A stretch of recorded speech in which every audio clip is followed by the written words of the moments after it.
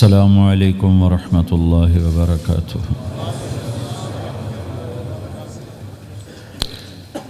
الحمد للہ الذی لا يسأل عما يفعل وهم يسألون۔ الحمد للہ الذی رفع السماء بقدرته ودحى الأرض بمشیته وخلق الخلائق بإرادته۔ الحمد للہ الذی لا نحصی ثناء علیہ وهو كما أثنى على نفسه۔ وأشهد أن لا إله إلا الله وحده لا شريك له، ونشهد أن سيدنا ومولانا محمدا عبده ورسوله صلى الله تعالى عليه وعلى آله وعلى أصحابه وبارك وسلم تسليما كثيرا كثيرا، أما بعد فأعوذ بالله من الشيطان الرجيم، بسم الله الرحمن الرحيم۔ فمن زحزح عن النار وأدخل الجنة فقد فاز وما الحياة الدنيا إلا متاع الغرور۔ وقال النبي صلى الله تعالى عليه وسلم: ألا وإن ربي داعي وإنه سائلي هل بلغت؟ فأقول يا رب قد بلغت، فليبلغ الشاهد الغائب، او كما قال صلی اللہ تعالی علیہ وسلم۔ میرے محترم بھائی اور دوستو، اللہ تعالی ہم سے ایک سوال کرتا ہے، افحسبتم انما خلقناکم عبثا، تمہارا کیا خیال ہے ہم نے تمہیں بیکار پیدا کیا ہے، تمہاری زندگی کا کوئی مقصد نہیں ہے؟ پھر اللہ تعالیٰ فرماتا ہے ایحسب الانسان ان یترک سدی، تمہارا کیا خیال ہے تمہیں کوئی نہیں پوچھے گا، جو مرضی کرتے رہو، جیسے مرضی زندگی گزارو، کوئی پوچھنے والا نہیں ہے؟ نہیں، ایسی بات نہیں ہے۔ بلا ورسلنا لدیہم یکتبون، جو کر رہے ہو اللہ لکھوا رہا ہے۔ ما یلفظ من قول الا لدیہ رقیب عتید، جو زبان سے بولتے ہو وہ فوراً کیچ کیا جا رہا ہے۔ ان علیکم لحافظین، تمہارے اوپر فرشتے مقرر ہیں، کرامن کاتبین، ان کا کام ہے یعلمون ما تفعلون، میں جو کروں، جہاں کروں، جس وقت کروں، وہ اسے لکھتے جائیں۔ دو چپ لگا دی، ایک نیگیٹو ایک پازیٹیو۔ کوئی اچھا کام ہوگا تو ادھر والا لکھے گا، کوئی غلط ہوگا تو ادھر والا لکھے گا۔ اور پھر اللہ تعالیٰ کا اس کائنات پر قبضہ ہے، اور اس ساری کائنات کو اللہ نے اپنی طاقت سے بنایا، یہ جہان خود بخود نہیں بنا۔ ان ربکم اللہ، اس کا بنانے والا اللہ ہے۔ اللہ نے اپنا تعارف کرایا، میں کون ہوں؟ الذی خلق السماوات والارض، میں وہ اللہ ہوں جس نے زمین آسمان بنائے، فی ستۃ ایام، اس میں 6 دن لگائے، ثم استوی علی العرش، پھر عرش پر استوا کیا، یغشی اللیل النہار، میں وہ اللہ ہوں جو رات کو لاتا ہے، دن کو لاتا ہے، تو دن کو آگے چلاتا ہے، رات کو پیچھے لاتا ہے، یطلبہ حثیثا، ان میں یہ دوڑ چلتی رہتی ہے، الشمس والقمر والنجوم مسخرات بامرہ، سورج، چاند، ستارے، ہر شے اس اللہ تعالیٰ کے قبضہ قدرت میں ہے۔ تو ایک بہت بڑا طبقہ جو کہتا ہے کہ یہ سب کچھ خود بخود بن گیا ہے، تو اللہ تعالیٰ اس کو صاف کرتا ہے کہ خود بخود نہیں بنا، بلکہ اسے اللہ تعالیٰ نے بنایا۔ قل اَإِنَّكُمْ لَتَكْفُرُونَ بِالَّذِي خَلَقَ الْأَرْضَ فِي يَوْمَيْنِ وَتَجْعَلُونَ لَهُ أَنْدَادًا ذَلِكَ رَبُّ الْعَالَمِينَ، تم کس اللہ کا انکار کرتے ہو جس نے تمہارے لیے زمین کو 2 دن میں بنایا، اس کا خول، وَجَعَلَ فِيهَا رَوَاسِيَ مِنْ فَوْقِهَا وَقَدَّرَ فِيهَا أَقْوَاتَهَا فی 4 ایام سواء للسائلین، پھر زمین کے اندر قیامت تک جتنے انسان آنے والے ہیں ان کی ضرورتوں کے خزانے بھر دیے، سٹور کر دیا، ہر چیز کو اللہ نے سٹور کر دیا۔ قیامت قائم ہوگی اور زمین کے خزانوں کا 1000واں حصہ بھی استعمال نہ ہوگا۔ اللہ اتنا نے وافر زمین کے اندر بھرا، اس میں اللہ نے 4 دن لگائے۔ ثم استوى الى السماء، پھر آسمان کی طرف استوا کیا، وہی دخان، آسمان ایک دھواں تھا، فقال لها، آسمانوں سے کہا، وللارض، زمینوں سے کہا، ایتیا، آؤ، طوعا او کرہن، جی چاہے یا نہ چاہے میرے آگے جھکو۔ قالتا، زمین آسمان بولے، اتینا طائعین، یا اللہ ہم مان گئے، ہم مان گئے، ہم مان گئے۔ فقضاہن 7 سماوات، پھر اللہ نے 7 آسمان بنائے، جیسے زمینیں بنائیں ایسے 7 آسمان بنائے۔ فی یومین، 2 دن اس میں لگائے۔ وَأَوْحَى فِي كُلِّ سَمَاءٍ أَمْرَهَا، ہر آسمان کو الگ الگ حکم دیا اور اپنے حکم کے ساتھ باندھا، پکڑا۔ يُمْسِكُ السَّمَاوَاتِ وَالْأَرْضَ أَن تَزُولَا، زمین آسمان کو اللہ نے روکا ہوا ہے، اللہ نے روکا ہوا ہے۔ اگر اللہ یوں چھوڑ دے تو ساری کائنات آپس میں ٹکرا جائے، آپس میں ٹکرا جائے ساری کائنات۔ یہ الشمس تجری لمستقر لها ذلك تقدیر العزیز العلیم، سورج کو اپنے سورج 6 لاکھ مائل فی گھنٹہ کی رفتار سے دوڑ رہا ہے اور زمین سے 12 لاکھ گنا بڑا ہے، اور اس میں ٹیمپریچر 2.5 کروڑ سینٹی گریڈ تک اس کا ٹیمپریچر چلتا ہے، اور یہ کوئی ٹھوس چیز نہیں، گیسز ہیں، اور ہر سیکنڈ میں اس میں ہیلیم گیس پھٹتی ہے اور وہ ہائیڈروجن میں تبدیل ہوتی ہے۔ 1 سیکنڈ میں جب وہ دھماکہ ہوتا ہے تو 50 کروڑ ایٹم بم کے پھٹنے کے برابر انرجی پیدا ہوتی ہے۔ تو اس کے اندر اتنے دھماکے ہو رہے ہیں، پھر وہ ایک گیسز ہیں، اور پھر اس کے سامنے سڑک کوئی نہیں، اس کا لیور کوئی نہیں، اس کا ڈرائیور کوئی نہیں ہے، اور اس کی رفتار 6 لاکھ مائل فی گھنٹہ ہے۔ اللہ کہتا ہے میں سیدھا چلا رہا ہوں، کوئی اس کو چلا سکتا؟ اتنی تیز رفتار۔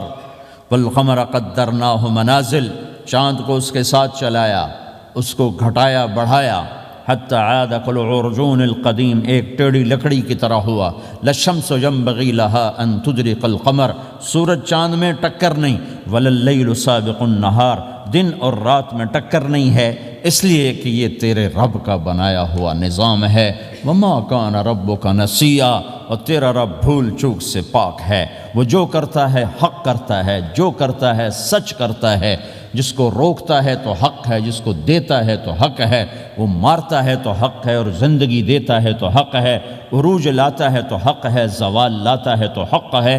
تو اللہ قرآن میں یہ ایک ذہن بناتا ہے کہ تم بیکار نہیں پیدا ہوئے، تمہارے پیچھے ایک طاقتور اللہ ہے جس نے ساری کائنات کو قابو کیا ہوا ہے، اس کے اوپر اس کا نظام چلتا ہے، حکومت چلتی ہے۔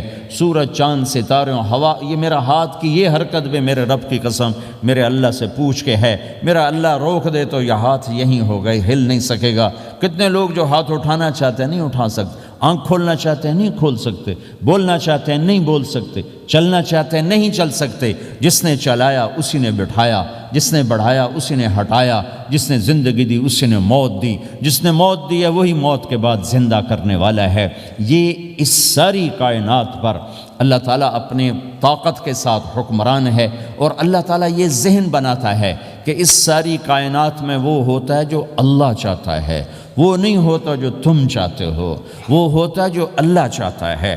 یہ قرآن میں اللہ نے یہ ذہن نبیوں کے قصوں سے ہمارا بنایا کہ موسیٰ علیہ السلام تشریف لا رہے ہیں، ان کے ہاتھ میں ڈنڈا ہے، اس پر یوں ٹیک لگا کے کھڑے ہوئے، تو اللہ نے فرمایا موسیٰ یہ کیا ہے؟ ما تلک بیمینک یا موسیٰ، موسیٰ یہ کیا ہے؟ موسیٰ علیہ السلام کے بعد یہ ڈنڈا 10 سال سے، کہ یا اللہ ہی عصایا، یہ میرا ڈنڈا ہے۔ اب اللہ تعالیٰ آگے کچھ دکھانا چاہتے ہیں تو موسیٰ علیہ السلام سے لمبی بات کروائی، ہی عصایا، میرا ڈنڈا ہے، اتوکا علیہا، اس پر ٹیک لگاتا ہوں، واحش علی غنمی، اور اپنی بکریوں کے لیے پتے جھاڑتا ہوں، ولی فیہا مآرب اخرى، اور بھی ڈھیر سارے کام اس سے لیتا ہوں۔ تو اللہ تعالیٰ نے کہا القھا یا موسیٰ، اس کو ذرا زمین پہ ڈالو، زمین پہ ڈالو۔ موسیٰ علیہ السلام نے زمین پہ ڈالا، فَإِذَا هِيَ حَيَّةٌ تَسْعَىٰ، وہ یوں اٹھا اور ایک خوفناک سانپ بنا، لمبائی میں بڑے سانپ کی طرح جو افریقہ میں ہوتا ہے، جو پورا بکرا کھا جاتا ہے، پورا ہرن کھا جاتا ہے، اور تیز رفتاری میں جان کی طرح ایک چھوٹا سا سانپ ہوتا ہے، بہت تیز چلتا ہے، اور زہر میں حیہ کی طرح۔ سانپ کی 3 قسموں کو اللہ نے ایک ڈنڈے میں جمع کر، ایک ہوتا ہے کأنہا جانن، چھوٹا سانپ جو بہت تیز دوڑتا ہے، فَإِذَا هِيَ حَيَّةٌ زہریلا، فَإِذَا هِيَ ثُعْبَانٌ مُبِينٌ، بہت بڑا، یہاں سے لے کر وہاں تک۔ تو 3 مختلف سانپوں کو اللہ نے ایک میں جمع کر دیا۔ وہ تیز رفتاری میں جان کی طرح تھا، زہر میں حیہ کی طرح تھا، لمبائی چوڑائی میں ثعبان کی طرح تھا۔ جب موسیٰ علیہ السلام نے دیکھا وَلَّا مُدْبِرًا وَلَمْ يُعَقِّبْ، موسیٰ علیہ السلام جو بھاگے تو پیچھے مڑ کے ہی نہیں دیکھا، تو اللہ تعالیٰ نے کہا خذ موسیٰ پکڑو، کہا اللہ میں نہیں پکڑتا، بھاگے جا رہے، یہ بات بھاگے بھاگے ہو رہی، کھڑے ہو کے نہیں ہو رہی، بھاگ رہے ہیں، اوپر سے آواز آ رہی پکڑو گا، بابا میں نہیں پکڑتا۔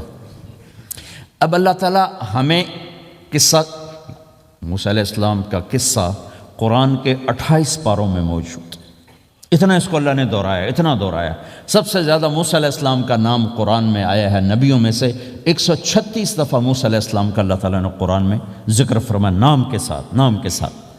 پھر کہا خذھا ولا تخف، موسیٰ پکڑو ڈرو نہیں، سنعیدھا سیرتھا الاولی، واپس ڈنڈا بناؤں گا، کہا یا اللہ میں نہیں پکڑتا، مجھے کھائے گا، مجھے کھائے گا، وہ بھاگے جا رہا ہے۔ آخر اللہ تعالیٰ نے کہا خذ انک من الآمنین، موسیٰ میں گارنٹر ہوں، کچھ نہیں کہے گا، گارنٹی دیتا ہوں۔ اللہ کی گارنٹی پر کھڑے ہوئے، وہ ایسا منہ کھول کے آ رہا ہے، تو اب چلو اللہ تعالیٰ کہتے ہیں پیچھے سے پکڑ لو، دم سے پکڑ لو تو کوئی مسئلہ نہیں تھا، کہ نہیں منہ سے پکڑو۔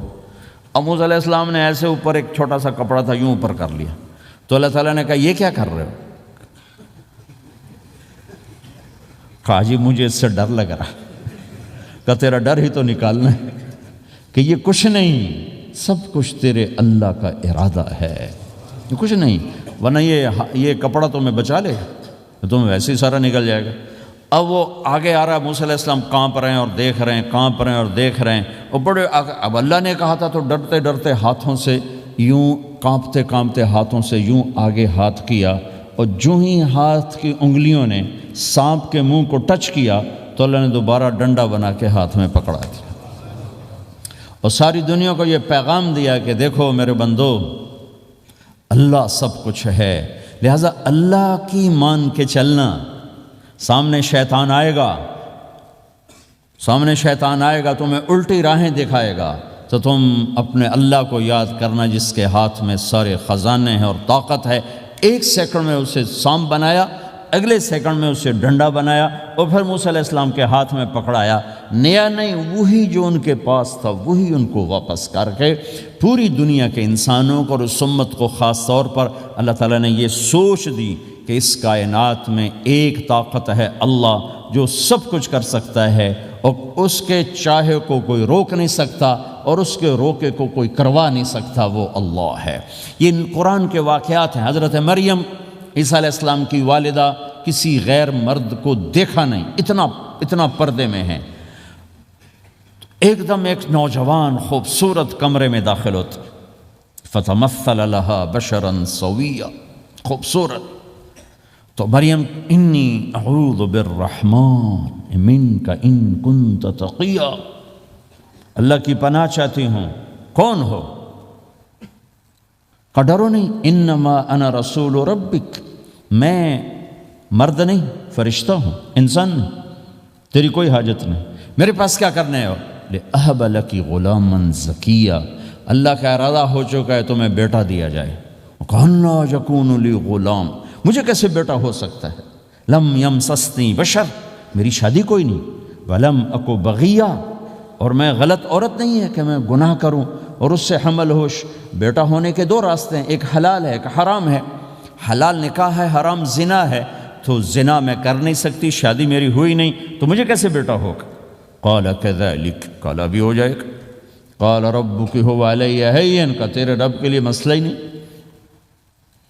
وَلِنَجْعَلَهُ آیَةً لِلنَّاسِ، وہ ایک نشانی ہوگا، وَرَحْمَةً مِنَّا، ایک اللہ کی رحمت ہوگا، وَكَانَ أَمْرًا مَقْضِيًّا، مریم تیرے دنیا میں آنے سے پہلے ہی اللہ فیصلہ کر چکا تھا کہ تجھے بغیر شادی کے ہی بیٹا دینا ہے۔ اب وہ آگے بڑھے وہ پیچھے ہٹیں، وہ آگے بڑھے وہ پیچھے ہٹیں، پیچھے آ گئی دیوار، اب دیوار کے آگے تو کوئی جا نہیں سکتے، تو یوں لگ کے کھڑی ہوگی، تو جبریل آئے، انسانی شکل، یہاں سے پکڑا، ہاتھ کو نہیں ٹچ کیا، یہاں سے پکڑا کرتے کو، اور دور سے کھڑے ہو کر پھونک ماری، ادھر پھونک پڑی، ادھر 9 مہینے کا حمل تیار ہو، ایک سیکنڈ میں، ایسا نہیں کہ حمل ٹھہرا پھر 9 مہینے اٹھایا، ایسا نہیں ہوا۔ فَحَمَلَتْهُ فا کا لفظ آتا ہے، فَانْتَبَذَتْ پھر فا کا لفظ آتا ہے، فَأَجَاءَهَا الْمَخَاضُ پھر فا کا لفظ آتا ہے۔ فا اور فا یہ عربی زبان میں کسی کام کے فوراً ہونے کو بتا رہا ہے۔ فا کا مطلب فوراً کسی کام کے ہونے کی طرف اشارہ ہوتا ہے۔ تو ادھر پھونک پڑی، ادھر حمل ہوا، ادھر درد ہوا، ادھر وہ بھاگیں اور درختوں کے اندر جا کر ایک ٹیک لگائی ایک کھجور کے تنے کے ساتھ، اور جاتے ہی بچہ پیدا ہو گیا۔ تو وہ روئیں، یا لیتنی مت قبل ھذا وکنت نسیا منسیا، ہائے میں اس سے پہلے مر جاتی، میرا بھولنا بھی لوگ بھول جاتے، اب میں کیا کروں؟ تو جبریل پھر آ گئے، فناداھا من تحتھا، ذرا پردے میں، اب سامنے نہیں آیا، ذرا پردے میں آئے، کیا بچہ پیدا ہو چکا ہے، کوئی بے پردگی نہ ہو۔ لا تحزنی، ڈرو نہیں، قد جعل ربک تحتک سریا، پر مارا پانی کا چشمہ نکل آیا۔ وہزی الیک بجذع النخلہ، اور وہ جو کھجور تھی اس اوپر سے کٹی ہوئی تھی، خشک کھجور تھی، خالی اس کا تنا تھا۔ تو جبریل نے کہا اس کو ہلاؤ، اس کو ہلاؤ، تو انہوں نے ہلایا تو ساقط علیک رطبا جنیا، تو تو دیکھے گی کہ یہ کھجور کے اوپر نہ کوئی شاخ ہے، نہ کوئی پھل ہے، نہ کوئی پتا ہے، لیکن جب اس نے ہلایا تو ایک دم تازہ کھجوریں گرنے لگ گئیں، تازہ کھجوریں۔ تو جبریل نے پھر کہا مریم، جو اللہ اس درخت کو بغیر شاخ کے پھل دے رہا ہے، تجھے بغیر مرد کے بیٹا دے رہا ہے۔ کلی وشربی وقری عینا، کھا پی صاف صوف ہو اور سکون پکڑ، سکون میں آ جا، اور جا بعض شہر کی طرف جا، لوگ آئیں گے کہیں گے تو نے یہ کیا کیا، تو تم نے کہنا ہے انی نذرت للرحمن صوما فلن اکلم اليوم انسیا، بھائی میرا تو روزہ ہے، میں نہیں بول سکتی، اس سے بات کرو، بچے سے بات کرو۔ بنو اسرائیل کا روزہ اتنا سخت تھا کہ صرف کھانے پینے کی پابندی نہیں، بولنے پر بھی پابندی لگا دی، وہ سچ بھی بولیں تو ان کا روزہ ٹوٹ جاتا تھا، یہ امت جھوٹ بھی بولے تو روزہ نہیں ٹوٹتا، خراب ہو جاتا ہے، ٹوٹتا نہیں۔ تو آئیں فأتت بہ قومہا تحملہ، بچہ ہاتھ میں اور آئیں بعض شہر میں، قالوا یا مریم لک جیت شیئا فریا، شور مچ گیا، مریم یہ کیا کیا، یا اخت ہارون، ارے ہارون کی بہن، ما کان ابوک امرأ السوء، تیرا باپ ایسا نہیں تھا، وما کانت امک بغیہ، تیری ماں ایسی نہیں تھی، تو نے یہ کیا کیا، تو انہوں نے یوں کیا۔ اس کا مطلب تھا روزہ، اور اس کا مطلب تھا اس سے بات کرو۔ فأشارت الیہ قالوا کیف نکلم من کان فی المہد صبیا، کہنے لگے مریم تو اتنی بے وقوف ہے کہ تجھے اپنے گناہ چھپانے کا طریقہ بھی نہیں آیا، تو کہتی میرا نکاح ہو گیا ہے، تو کہتی زکریہ علیہ السلام نے چپکے سے میری شادی کر دی ہے، تو اپنا گناہ چھپانے کے لیے کہتی بچے سے بات کرو، کبھی بچہ بھی بولا۔ اب ایک شور مچا ہوا ہے کہ ایک دم یہ آدھے پونے گھنٹے کا بچہ، اس کی آواز بلند ہوئی اور اس لاؤڈ سپیکر سے اوپر چلی گئی، پورے شہر گونج اٹھا، قال انی عبد اللہ، لوگو سنو میں اللہ کا بندہ ہوں، آتانی الکتاب، مجھے اللہ نے کتاب دی، وجعلنی نبیا، مجھے اللہ نے نبی بنایا، وجعلنی مبارکا، مجھے اللہ نے برکت والا بنایا، اینما کنت، میں جہاں بھی ہوں گا، واوصانی بالصلاۃ والزکاۃ ما دمت حیا، اور میرے رب نے مجھے کہا نماز پڑھنی ہے، زکوٰۃ دینی ہے، وبرم بوالدتی، اور میرے رب نے مجھے کہا ہے کہ میں اپنی ماں کی خدمت کروں، فرما بردار بنوں، ولم یجعلنی جبارا شقیا، والسلام علی یوم اموت ویوم ابعث، والسلام علی یوم ولدت ویوم اموت ویوم ابعث حیا، میرے اللہ کی میرے اوپر سلامتی ہے، جب پیدا ہوا، جب مروں گا، جب اٹھایا جاؤں گا۔ ذالک عیسی ابن مریم قول الحق الذی فیہ یمترون، یہ ہے مریم کا بیٹا عیسیٰ علیہ السلام، یہ اللہ کا بیٹا نہیں ہے، یہ مریم کا بیٹا ہے۔ اللہ تعالیٰ نے پورے قرآن میں کسی عورت کا نام نہیں لیا، عورت کو ایسا پردے کی چیز اللہ تعالیٰ نے بنایا ہے کہ اتنی عورتوں کا ذکر قرآن میں کیا، کسی کا نام نہیں ذکر کیا سوائے حضرت مریم کے نام، باقی سب کو امرات العزیز، امرات فرعون، امرات نوح، امرات کے ساتھ گورنر کی بیوی، فرعون کی بیوی، نوح کی بیوی، لوط کی بیوی، اللہ نام بھی لے سکتا تھا، مصر کے گورنر کی بیوی تو اللہ زلیخا بھی کہہ دیتا، زلیخا نہیں کہا، فرعون کی بیوی اللہ آسیہ کہہ دیتا، آسیہ نہیں کہا، صرف ایک عورت کا نام آیا ہے، وہ ہیں حضرت مریم علیہ السلام۔ حضرت مریم کا نام اللہ نے اس لیے واضح کیا کہ ایک بہت بڑے طبقے نے اللہ پہ الزام لگایا کہ عیسیٰ علیہ السلام اللہ کا بیٹا ہے، تو اللہ تعالیٰ نے کہا نہیں، اللہ کا نہیں، مریم کا بیٹا ہے، اللہ کا نہیں، مریم کا بیٹا ہے۔ مَتَّخَذَ صَاحِبَةً وَلَا وَلَدًا، نہ میری کوئی بیوی ہے نہ بچہ ہے۔ لَمْ يَكُنْ لَهُ شَرِيكٌ فِي الْمُلْكِ، نہ کہ اس کا شریک ہے۔ وَلَمْ يَكُنْ لَهُ وَلِيٌّ مِّنَ الذُّلِّ، نہ کہ اس کا مددگار ہے۔ فَكَبِّرْهُ تَكْبِيرًا، اس ایک اللہ کی کبریائی بڑائی کے گن گا، گیت گا، دل میں بٹھا، دل میں بٹھا، دل میں بٹھا، تاکہ سارا وجود اس کے آگے ڈھلتا جائے، چلتا جائے۔ یہ واقعات یہ ذہن بناتے ہیں کہ اس کائنات میں وہ ہوتا ہے جو اللہ چاہتا ہے، وہ ہوگا جو اللہ چاہے گا، وہ ہوا جو اللہ نے چاہا۔ ساری دنیا کے انسان جو چاہتے ہیں اللہ کے بغیر نہیں کر سکتے، اللہ جو چاہتا ہے ہم سب کے بغیر کر دیتا ہے۔ یہ ذہن بنا کر پھر اللہ اس بات پہ لاتا ہے جب سب کچھ تیرے اللہ کے ہاتھ میں ہے تو اللہ کی مان کے چل کہ یہ تیرے پاس تھوڑی سی زندگی ہے، جیسے اللہ نے اس کائنات کو بنایا ہے ایسے ہی اس کائنات کو توڑنے والا ہے۔ ایک دن آئے گا، ازفت الازفہ، وہ قریب آ چکا ہے۔ لیس لہا من دون اللہ کاشفہ، اسے کوئی روک نہیں سکتا، ہٹا نہیں سکتا، وہ آئے گا۔ لا تأتیکم الا بغتہ، وہ اچانک آئے گا۔ وہ کیسے آئے گا؟ فَإِذَا نُفِخَ فِي الصُّورِ نَفْخَةٌ وَاحِدَةٌ، ایک آواز آئے گی بڑی خوفناک۔ ہے کیا عجب دن ہوگا، شب جمعہ آئے گی، جمعہ کی رات آئے گی، کسی کو نہیں خبر کہ آج کائنات کی آخری رات۔ پرندے واپس گئے ہوں گے اپنے درختوں پر، گھونسلوں پر، شیر اپنے ٹھکانوں پر، چیتے اپنے ٹھکانوں پر، بھیڑیے اپنے ٹھکانوں پر، بکریاں، اونٹ، گائے، بھینس اپنے اپنی جگہ پر۔ اور اگر یہ بولٹن اس وقت موجود ہوگا تو بولٹن کے باشندے سوئے ہوں گے اپنے گھروں میں، کوئی ادھر تیاری کہ میں نے جاب پہ جانا ہے، یہ میرا سامان پڑا ہے، میں نے اسکول جانا ہے، یہ میری کتابیں پڑھی ہیں، میں نے آفس جانا ہے، یہ میری فائلیں پڑھی، میرا لیپ ٹاپ پڑا ہوا ہے۔ یہ سب کچھ جیسے آج کی رات ہے ایسے ہی ایک رات آئے گی۔ دن جدا ہو کر کہے گا کہ میں کل آؤں گا، رات جدا ہو کر کہے گی میں تیرے بعد آؤں گی، اور تارے چاند ستارے بھی ابھر کر نکل کر کہیں گے ہم نے کل بھی نکلنا ہے اور ہم نے کل بھی طلوع ہونا ہے۔ سورج بھی غروب ہوتے ہوئے یہ سوچ رہا ہوگا کہ کل میں نے پھر بھی نکلنا ہے، اور چاند بھی سوچ رہا ہوگا کہ میں نے اگلے دن بھی نکلنا ہے۔ لیکن اللہ کے سوا فرشتوں تک کو نہیں پتا کہ آج آخری دن آ چکا ہے۔ اور میرے نبی نے عجب نقشہ کھینچا ہے قیامت کے دن کا۔ ہم نے کہا عورت روٹی پکا رہی ہوگی، اس کے ہاتھ میں روٹی ہوگی۔ اب تو یہاں روٹی پکانے کا رواج بہت کم ہو گیا، لیکن پھر بھی پکاتے ہیں۔ روٹی پکا رہی ہوگی، اس کے ہاتھ میں روٹی ہوگی، ابھی توے پہ ڈالنے جا رہی ہوگی۔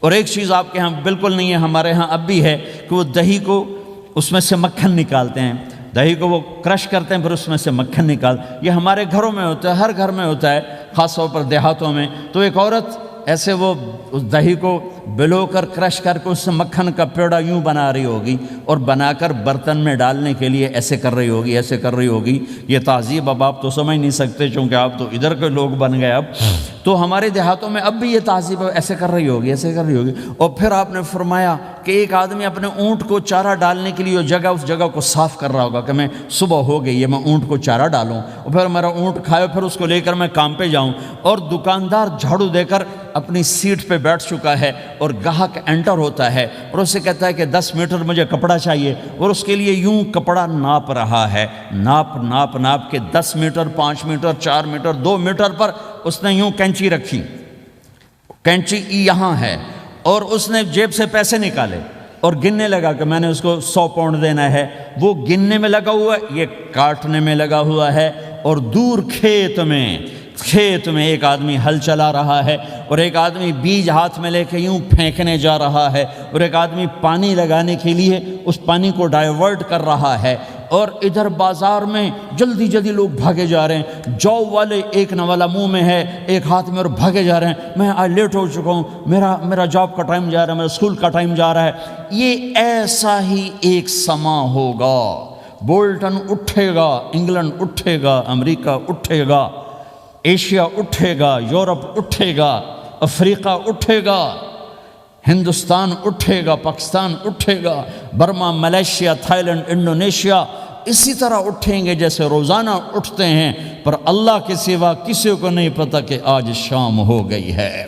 لہٰذا ایسے ایک ماں چھوٹے بچے کو ناشتہ کرا رہی، جلدی سے اس کو اسکول لے جانا ہے، تو بریڈ اس کے ہاتھ میں، اس کے منہ میں ڈالے، یہاں تک نوالا ہے، یہاں تک نوالا آیا ہے، یہاں تک نوالا آیا ہے، اور اس نے یہاں کینچی رکھی ہے، اس نے جیب سے نکال کر پیسے گننے شروع کیے ہیں، وہ پانی کو ڈائیورٹ کر رہا ہے، وہ یوں مٹھی بھر کے اپنا بیج پھینک رہا ہے، وہ اونٹ کے کھانے کی جگہ، گھاس چارہ کھانے کی جگہ کو صاف کر رہا ہے، دکاندار دکان کا شٹر اٹھا رہا ہے، ایک شٹر اٹھا کے بیٹھ چکا ہے، ایک دکان کے اندر جھاڑو دے رہا ہے، صفائی کر رہا ہے، اور ایک اپنے سودے گن رہا ہے، ایک اپنے پیسے گن رہا ہے۔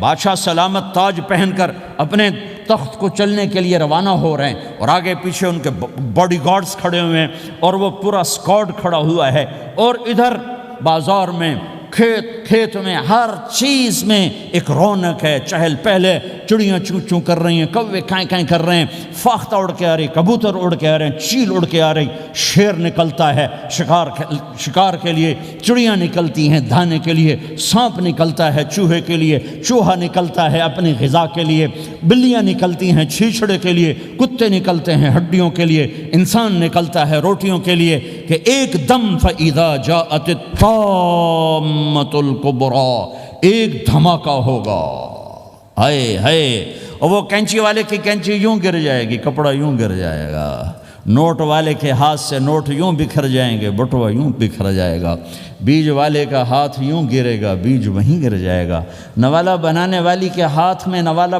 بیٹے کے منہ تک نہیں جائے گا، یوں گر جائے گا، اور روٹی پکانے والے کے ہاتھ سے روٹی توے پر نہیں جائے گی، یوں گرے گی، توا وہ جائے گا، وہ جائے گی، معصوم بچے کو گود میں لے کر دودھ پلانے والی بچے کو یوں پھینکے گی اور بھاگے گی، لیکن آج نہ بچے نے بچنا ہے، نہ ماں نے بچنا ہے، بوڑھے ماں باپ کو چھوڑ کے لوگ بھاگیں گے، بیویوں کو چھوڑ کے خامند بھاگیں گے، خامند کو چھوڑ کے بیوی بھاگے گی، دشمن کو دشمن یاد نہ رہے گا، یار کو یار یاد نہ رہے گا، اور ہندوستانی کو ہندوستان یاد نہ رہے گا، پاکستانی کو پاکستان یاد نہ رہے گا، وہ آواز ایک دم تیز ہوگی، تیز ہوگی، تیز ہوگی، تیز ہوگی، آواز کی شدت کانوں کے پردے پھاڑتی جا رہی، پر انسان بڑا سخت جان ہے، یہ نہیں مرے گا، پہلے جانور مریں گے، پہلے آسمان ٹوٹے گا، اذا السماء انشقت وَأَذِنَتْ لِرَبِّهَا وَحُقَّتْ وَإِذَا الْأَرْضُ مُدَّتْ وَأَلْقَتْ مَا فِيهَا وَتَخَلَّتْ وَأَذِنَتْ لِرَبِّهَا وَحُقَّتْ، وہ آسمان پھٹا، اذا الشمس قُوِّرَتْ، وہ سورج ختم ہوا، وَإِذَا النُّجُومُ انْكَدَرَتْ، وہ ستارے جھڑ گئے، ٹوٹ گئے، وَإِذَا الْجِبَالُ سُيِّرَتْ، پہاڑ ریت بن گئے، وَإِذَا الْعِشَارُ عُطِّلَتْ، جانور منہ اٹھا کے بھاگ پڑے، اذا السماء انفطرت، آسمان پھٹا، وَإِذَا الْكَوَاكِبُ انتثرت، ستارے ٹوٹے، وَإِذَا الْبِحَارُ فُجِّرَتْ، سمندروں میں آگ لگ گئی، وَإِذَا الْقُبُورُ بُعْثِرَتْ، قبریں اکھڑ گئیں، انسان ادھر بھاگا ادھر بھاگا، ہر چیز کو تباہ ہوتے دیکھ رہا ہے، پہاڑ ریت بن رہے ہیں، جنگلوں میں آگ لگ رہی ہے، سمندروں میں آگ لگ رہی ہے، آنکھوں کے سامنے سورج کو بکھرتا دیکھیں گے، اندھا ہوتا جہاں، چاند ٹکڑے ٹکڑے، تارے ٹکڑے ٹکڑے، آسمان ٹکڑے ٹکڑے، اور ان کی ایسی سخت جانی، یہ سب دیکھیں گے۔ ان سارے مناظر کے بعد پھر میرے اللہ کی ایک خوفناک اسرافیل کی آواز آئی، اور سب، آج کوئی رونے والا نہیں ہے، آج کوئی کفن دینے والا نہیں ہے، آج کوئی قبر میں ڈالنے والا نہیں ہے، آج کوئی کندھا دینے والا نہیں ہے، آج سب کی اکٹھی موت ہے، آج سب ختم ہیں، پھر میرا رب پہلے آسمان کے فرشتوں کو موت دے گا، پھر دوسروں کو، پھر تیسرا آسمان، پھر چوتھا آسمان، پھر پانچواں آسمان، پھر چھٹا آسمان، پھر ساتواں آسمان، پھر اللہ تعالیٰ عرش کے فرشتوں کو موت دے گا، پھر اللہ تعالیٰ فرمائے گا جبریل میکائیل مر جائیں، تو اللہ تعالیٰ کا عرش سفارش کرے گا، یا اللہ جبریل میکائیل تو نہ مریں، ان کو تو بچا لے، تو اللہ تعالیٰ فرمائیں گے اسکت فقط کتبت الموت علی من کان تحت عرشی، خاموش رہو، میرے عرش کے نیچے سب نے مرنا ہے، جبریل مر جائے گا، میکائیل مر جائے گا، پھر اللہ پوچھے گا کون باقی ہے، تو وہ کہے گا یا اللہ اسرافیل جو پھونک رہا ہے وہ باقی ہے اور میں باقی ہوں۔ اللہ کہیں گے اسرافیل مر جائے، تو اسرافیل وہ جو ہاتھ میں لے کے پھونک مار رہے ہوں گے سور، وہ ان کے ہاتھوں سے گرے گا اور اسرافیل میں گرے گا، اور وہ سور یوں اڑتا ہوا اللہ کے عرش کے ساتھ جا کر ٹک جائے گا۔ پھر اللہ فرمائے گا کون باقی ہے؟ اب اسرائیل کی ٹانگیں کانپیں گی، سب کو موت کا ذائقہ چکھانے والا آج خود چکھنے لگا ہے۔ کون باقی؟ یوں دھڑ دھڑ دھڑ دھڑ دھڑ دھڑ ٹانگیں، یا اللہ بس اب تو تیرا یہ غلام باقی ہے، باقی تو سب اتر گئے موت کے گھاٹ۔ تو میرا اللہ تعالیٰ کہے گا مت فَإِنَّكَ خَلْقٌ مِّن خَلْقِ، تو بھی مر جا، تو بھی میری ایک مخلوق ہے۔ او میرے بھائیو، اس مٹ جانے والی دنیا کے پیچھے اللہ کو ناراض نہ کرو۔ اس کی عزت بھی دھوکہ ہے، اس کی شہرت بھی دھوکہ ہے، اس کی دولت بھی دھوکہ ہے، اس کی حکومت بھی دھوکہ ہے، اس کا عروج بھی دھوکہ ہے، اس کا زوال بھی دھوکہ ہے، اس کی عزت بھی دھوکہ ہے، اس کی ذلت بھی دھوکہ ہے، اس کا مال بھی دھوکہ ہے، اور اس کا فخر غربت بھی دھوکہ ہے، اس کی زندگی بھی دھوکہ ہے، سب نظروں کا فریب ہے۔ حضرت علی کا فرمان ہے الناس النیام اذا ما تنتبہ، لوگ سوئے ہوئے ہیں، جب موت آئے گی تو آنکھ کھل جائے گی۔ گھاٹے کا سودا کر کے نہ مرو، گھاٹے کا سودا کر کے نہ مرو، اللہ کو ناراض کر کے نہ مرو، سب چھوڑ کے جانے والے ہیں، سب چھوٹنے والا ہے، لہذا اللہ کو ساتھ لے لو، اللہ کو ساتھ لے لو، اللہ کو ساتھ لے لو۔ سب کو مارنے کے بعد میرا اللہ کہے گا من کان لی شریکن فلیات، کوئی ہے میرے سامنے تو آؤ، من کان لی شریکن فلیات، کوئی ہے میرے مقابلے میں تو آؤ، من کان لی شریکن فلیات، کوئی ہے میری ٹکر کا تو آؤ، تین دفعہ۔ پھر اللہ زمین آسمان کو ایک جھٹکا دے گا، پھر کہے گا انا الملک، میں بادشاہ ہوں، پھر دوسرا جھٹکا دے گا، پھر کہا انا القدوس السلام المومن، میں ہوں قدوس السلام مومن، پھر تیسرا جھٹکا دے گا، پھر کہے گا انا المہیمن العزیز الجبار المتکبر، میں ہوں متکبر، جبار، عزیز، مہیمن۔ پھر اللہ تعالیٰ کہے گا این الملوک، بادشاہ کہاں ہے؟ این الملوک، بادشاہ کہاں ہے؟ این المتکبرون، وہ تکبر کرنے والے کہاں ہیں؟ این الجبارون، ظالم کہاں ہیں؟ این المتکبرون، تکبر والے کہاں ہیں؟ کوئی ہو تو جواب دے۔ پھر اللہ تعالیٰ کہے گا لمن الملک اليوم، آج کون ہے بادشاہ، آج کس کی ہے بادشاہی؟ کوئی جواب دینے والا ہے ہی نہیں، تو اللہ خود کہے گا للہ الواحد القہار، آج اکیلے اللہ کی بادشاہ، آج بھی اسی کی ہے، آج بھی اسی کی ہے، پیچھے بھی اس کی تھی، آگے بھی اس کی ہے۔ للہ الامر من قبل ومن بعد، للہ الامر من قبل ومن بعد، ان الحکم الا للہ، الخلق والامر واللیل والنہار وما سکن فیہما للہ وحدہ، ان العزت للہ جميعا، قل ان الامر كله للہ، للہ ما فی السماوات وما فی الارض، وان تبدوا ما فی انفسکم او تخفوه یحاسبکم به اللہ، لہ ما فی السماوات وما فی الارض وما بینہما وما تحت الثرى، وان تجہر بالقول فانہ یعلم السر واخفى۔ وہ کون ہے؟ اللہ۔ وہ کیسا ہے؟ لا الہ الا ہو۔ صفات کیسی ہیں؟ لہ الاسماء الحسنى۔ یہ میرے رب کا پیغام ہے پوری دنیا کے انسانوں کے لیے کہ یہ دنیا امتحان کی جگہ ہے، نہ اپنی مرضی سے آئے ہو، نہ اپنی مرضی سے مرتے ہو، نہ اپنی مرضی سے جیتے ہو، نہ اپنی مرضی سے جاتے ہو۔ لہٰذا اس 4 دن کی زندگی میں تمہیں ٹیسٹ میں ڈالا گیا ہے، اللہ کو راضی کرتے ہو، شیطان کو راضی کرتے ہو، اللہ کو مناتے ہو، شیطان کے پیچھے چلتے ہو، اللہ کو مناتے ہو، اپنی طبیعت اور اپنی طبیعت کے غلام بنتے ہو۔ یہ میرا اور آپ کا امتحان ہے۔ لا الہ الا اللہ میں ایگریمنٹ ہے، یا اللہ تیری مان کے چلیں، لا الہ الا اللہ ایگریمنٹ ہے، یا اللہ تیری مان کے چلیں، کیسے تیری مان کے چلیں گے؟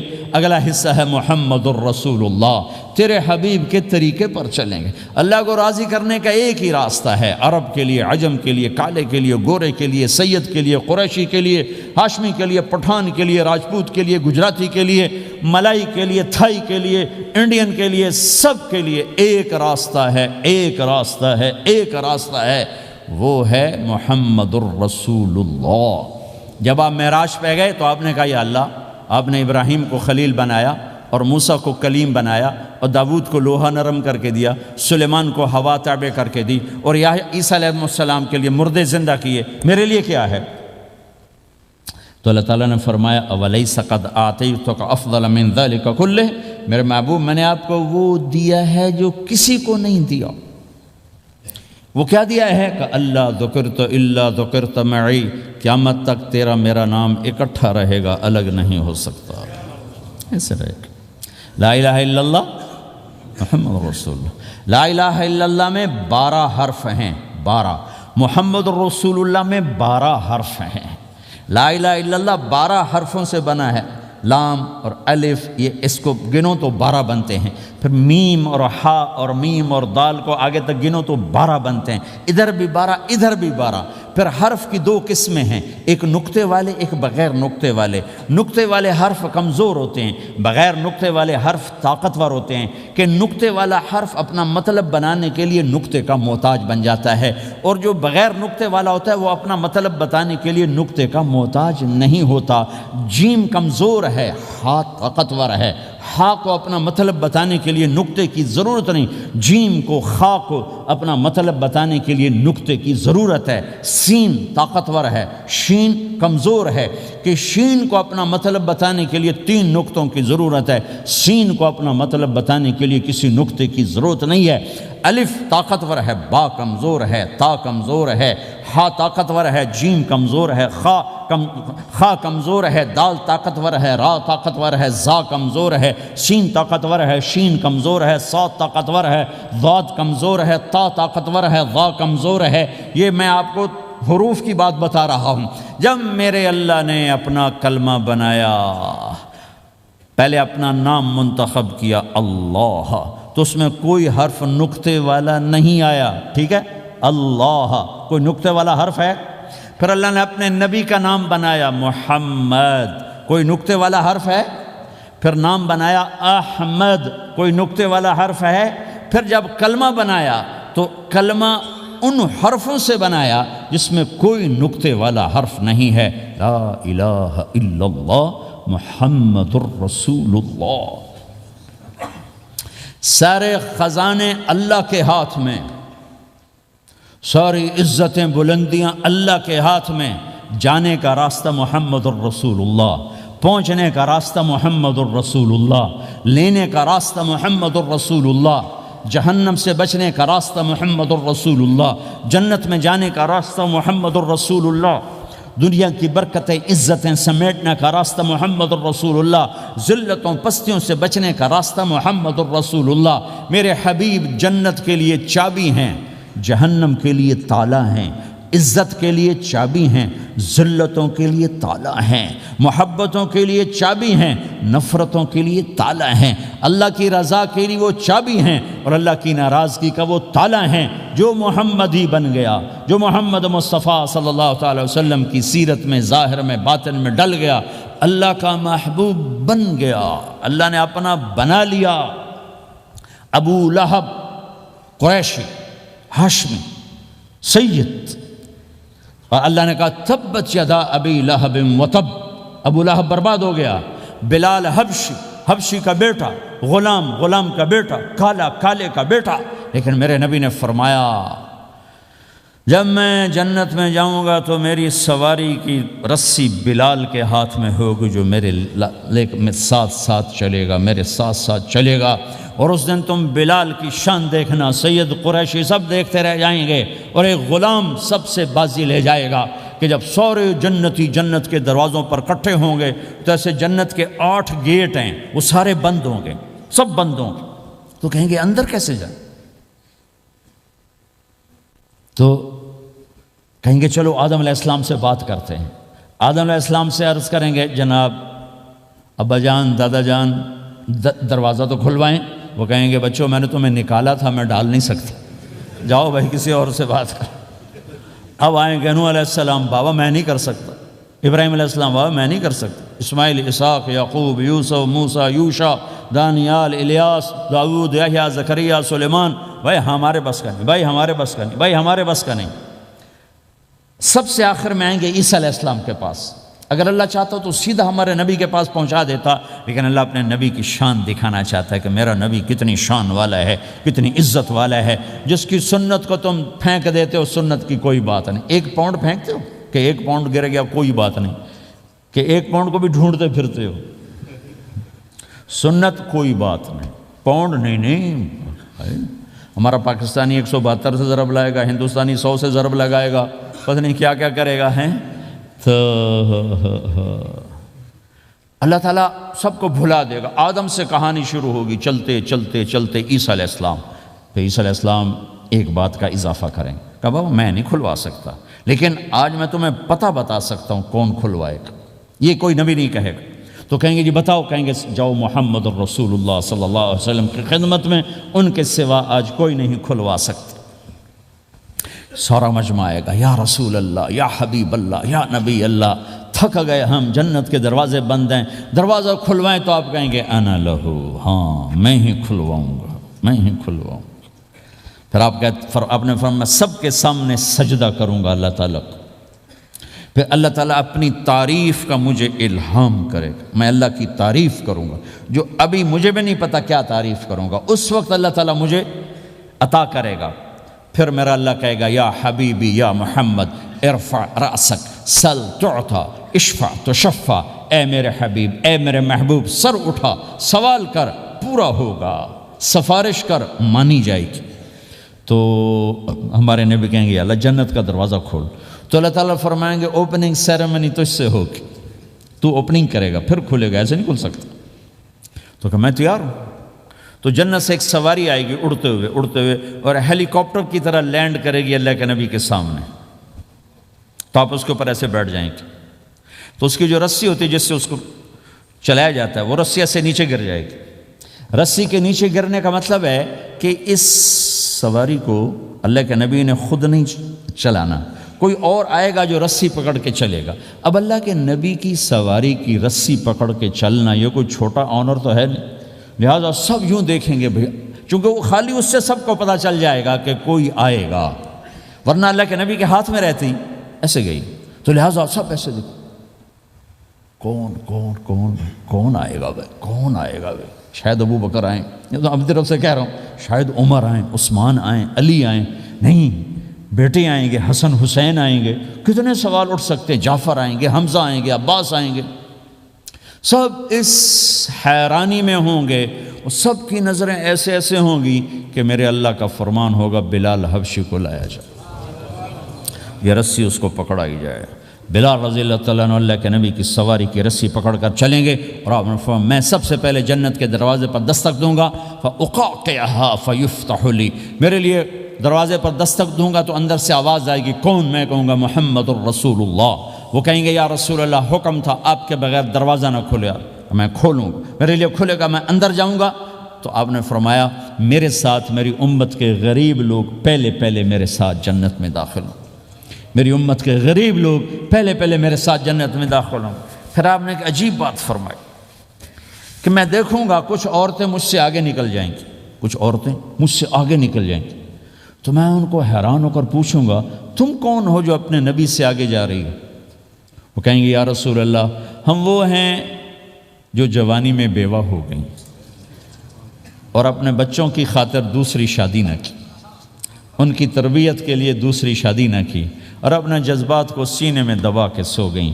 ہم وہ ہیں. تو اللہ کے نبی نے فرمایا وہ مجھ سے بھی آگے گزر کے جائیں گی.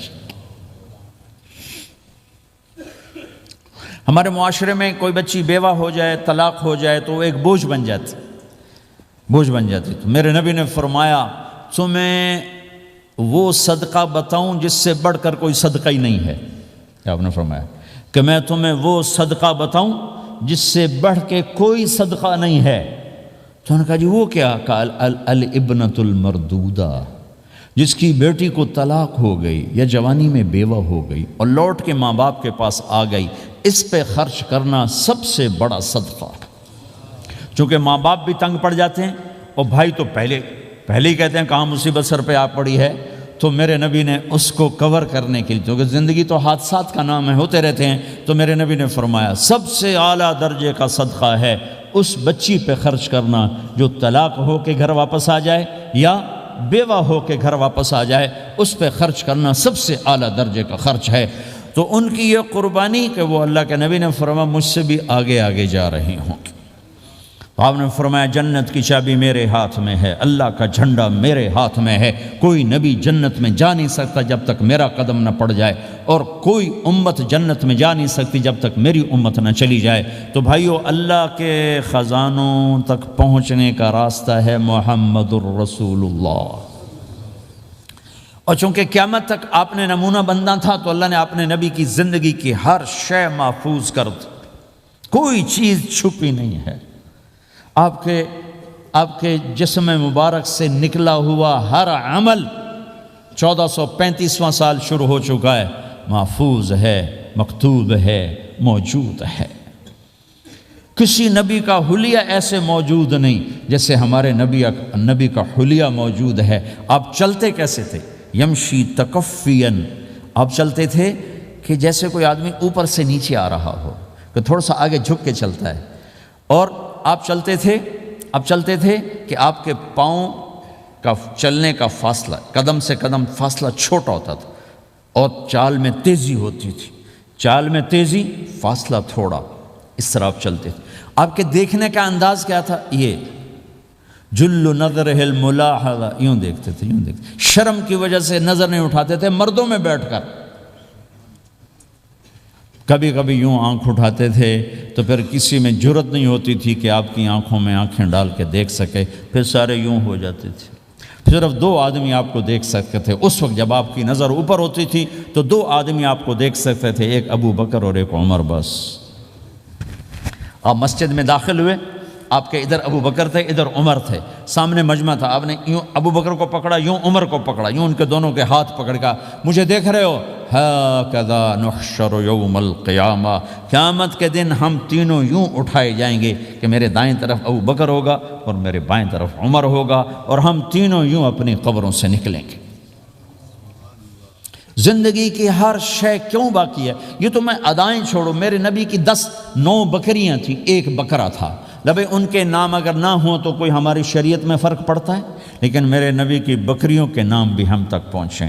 ایک کا نام تھا عجوہ، ایک کا نام تھا سقیہ، ایک کا نام تھا برکہ، ایک کا نام تھا ورثہ، ایک کا نام تھا زمزم، ایک کا نام تھا اطلال، ایک کا نام تھا اطراف، ایک کا نام تھا قمرا، غیثاء۔ یہ میرے نبی کی بکریوں کے نام ہیں، اور بکرا تھا اس کا نام تھا یم، عجوہ، سقیہ، زمزم، برکہ، ورثہ، اطلال، اطراف، غیثاء، قمراء۔ اور اس میں آپ کی بکری قمراء آپ کی زندگی میں مر گئی تھی، اتنی ڈیٹیل بھی موجود ہے۔ آپ کے 2 گدھے تھے، ایک کا نام تھا عفیر، ایک کا نام تھا یعفور۔ جس دن آپ کا انتقال ہوا، یعفور پورے مدینے کی گلیوں میں روتا پھر رہا تھا اور چیختا پھر رہا تھا، یہاں تک کہ کنویں میں چھلانگ لگائی اور مر گیا۔ آپ کی 4 اونٹنیاں تھیں، عزبا، شہبا، جدعا، قصوا۔ اس میں جو آپ کی اونٹنی عزبا تھی، ادھر آپ کا انتقال ہوا اور ادھر اس نے بیٹھے بیٹھے رونا شروع کر دیا، اور چارہ بھی چھوڑ دیا، پانی بھی چھوڑ دیا، اور بیٹھے بیٹھے بھوکی پیاسی مر گئی، چارہ نہیں کھایا، پانی نہیں پیا۔ آپ کے 2 خچر تھے، ایک کا نام تھا دلدل، ایک کا نام تھا فضہ۔ آپ کے 2 اونٹ تھے، ایک کا نام تھا عسکر، ایک کا نام تھا ثعلب۔ گھوڑے آپ نے بہت رکھے، آئے گئے، ورد، یعصوب، یعبوب، مرتجل، لزاز، طراز، ثقب، سبحہ، ورد، یہ سجل، یہ میرے نبی کے خوبصورت عالی شان گھوڑے ہیں۔ گھوڑوں کے نام بھی ہم تک آئے ہوئے ہیں۔ میرے نبی کا نسب اگر ہمیں نہ معلوم ہو تو ہماری شریعت میں کیا فرق پڑتا ہے، لیکن آدم علیہ السلام تک اللہ تعالیٰ نے اپنے حبیب کا نسب پیڑھی کو سلامت رکھا ہوا ہے۔ محمد بن عبداللہ بن عبد المطلب بن ہاشم بن عبد مناف بن قصی بن کلاب بن مرہ بن کعب بن لوی بن غالب بن فہر بن مالک بن نضر بن کنانہ بن خزیمہ بن مدرکہ بن الیاس بن مدر بن نزار بن معد بن عدنان بن اود بن حمیصہ بن سلامان بن عوز بن بوز بن قموال بن ابی بن عوام بن ناشد بن حزا بن بلداس بن یدلاف بن طابخ بن جاحم بن ناحش بن ماخی بن عیفی بن عبقر بن عبید بن الدعاء بن حمدان بن سنبر بن یثربی بن یحزن بن یلحن بن ارعوا بن عید بن ذیشان بن عیسر بن اقناد بن ایہام بن مقصر بن ناحد بن زار بن سمی بن مزی بن عوض بن عرام بن قیدار بن اسماعیل بن ابراہیم بن آدر بن ناحور بن سروج بن رعو بن فائج بن عابر بن ارفقشاد بن سام بن نوح بن لامک بن متوشال بن ادریس بن یرد بن ملہلیل بن قینان بن آنوش بن شیسر بن آدم علیہ السلام۔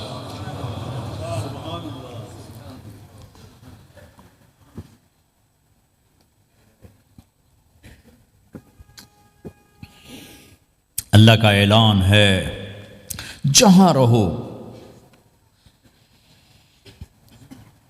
اللہ کے نبی کے طریقوں کو پکڑ کے رہو۔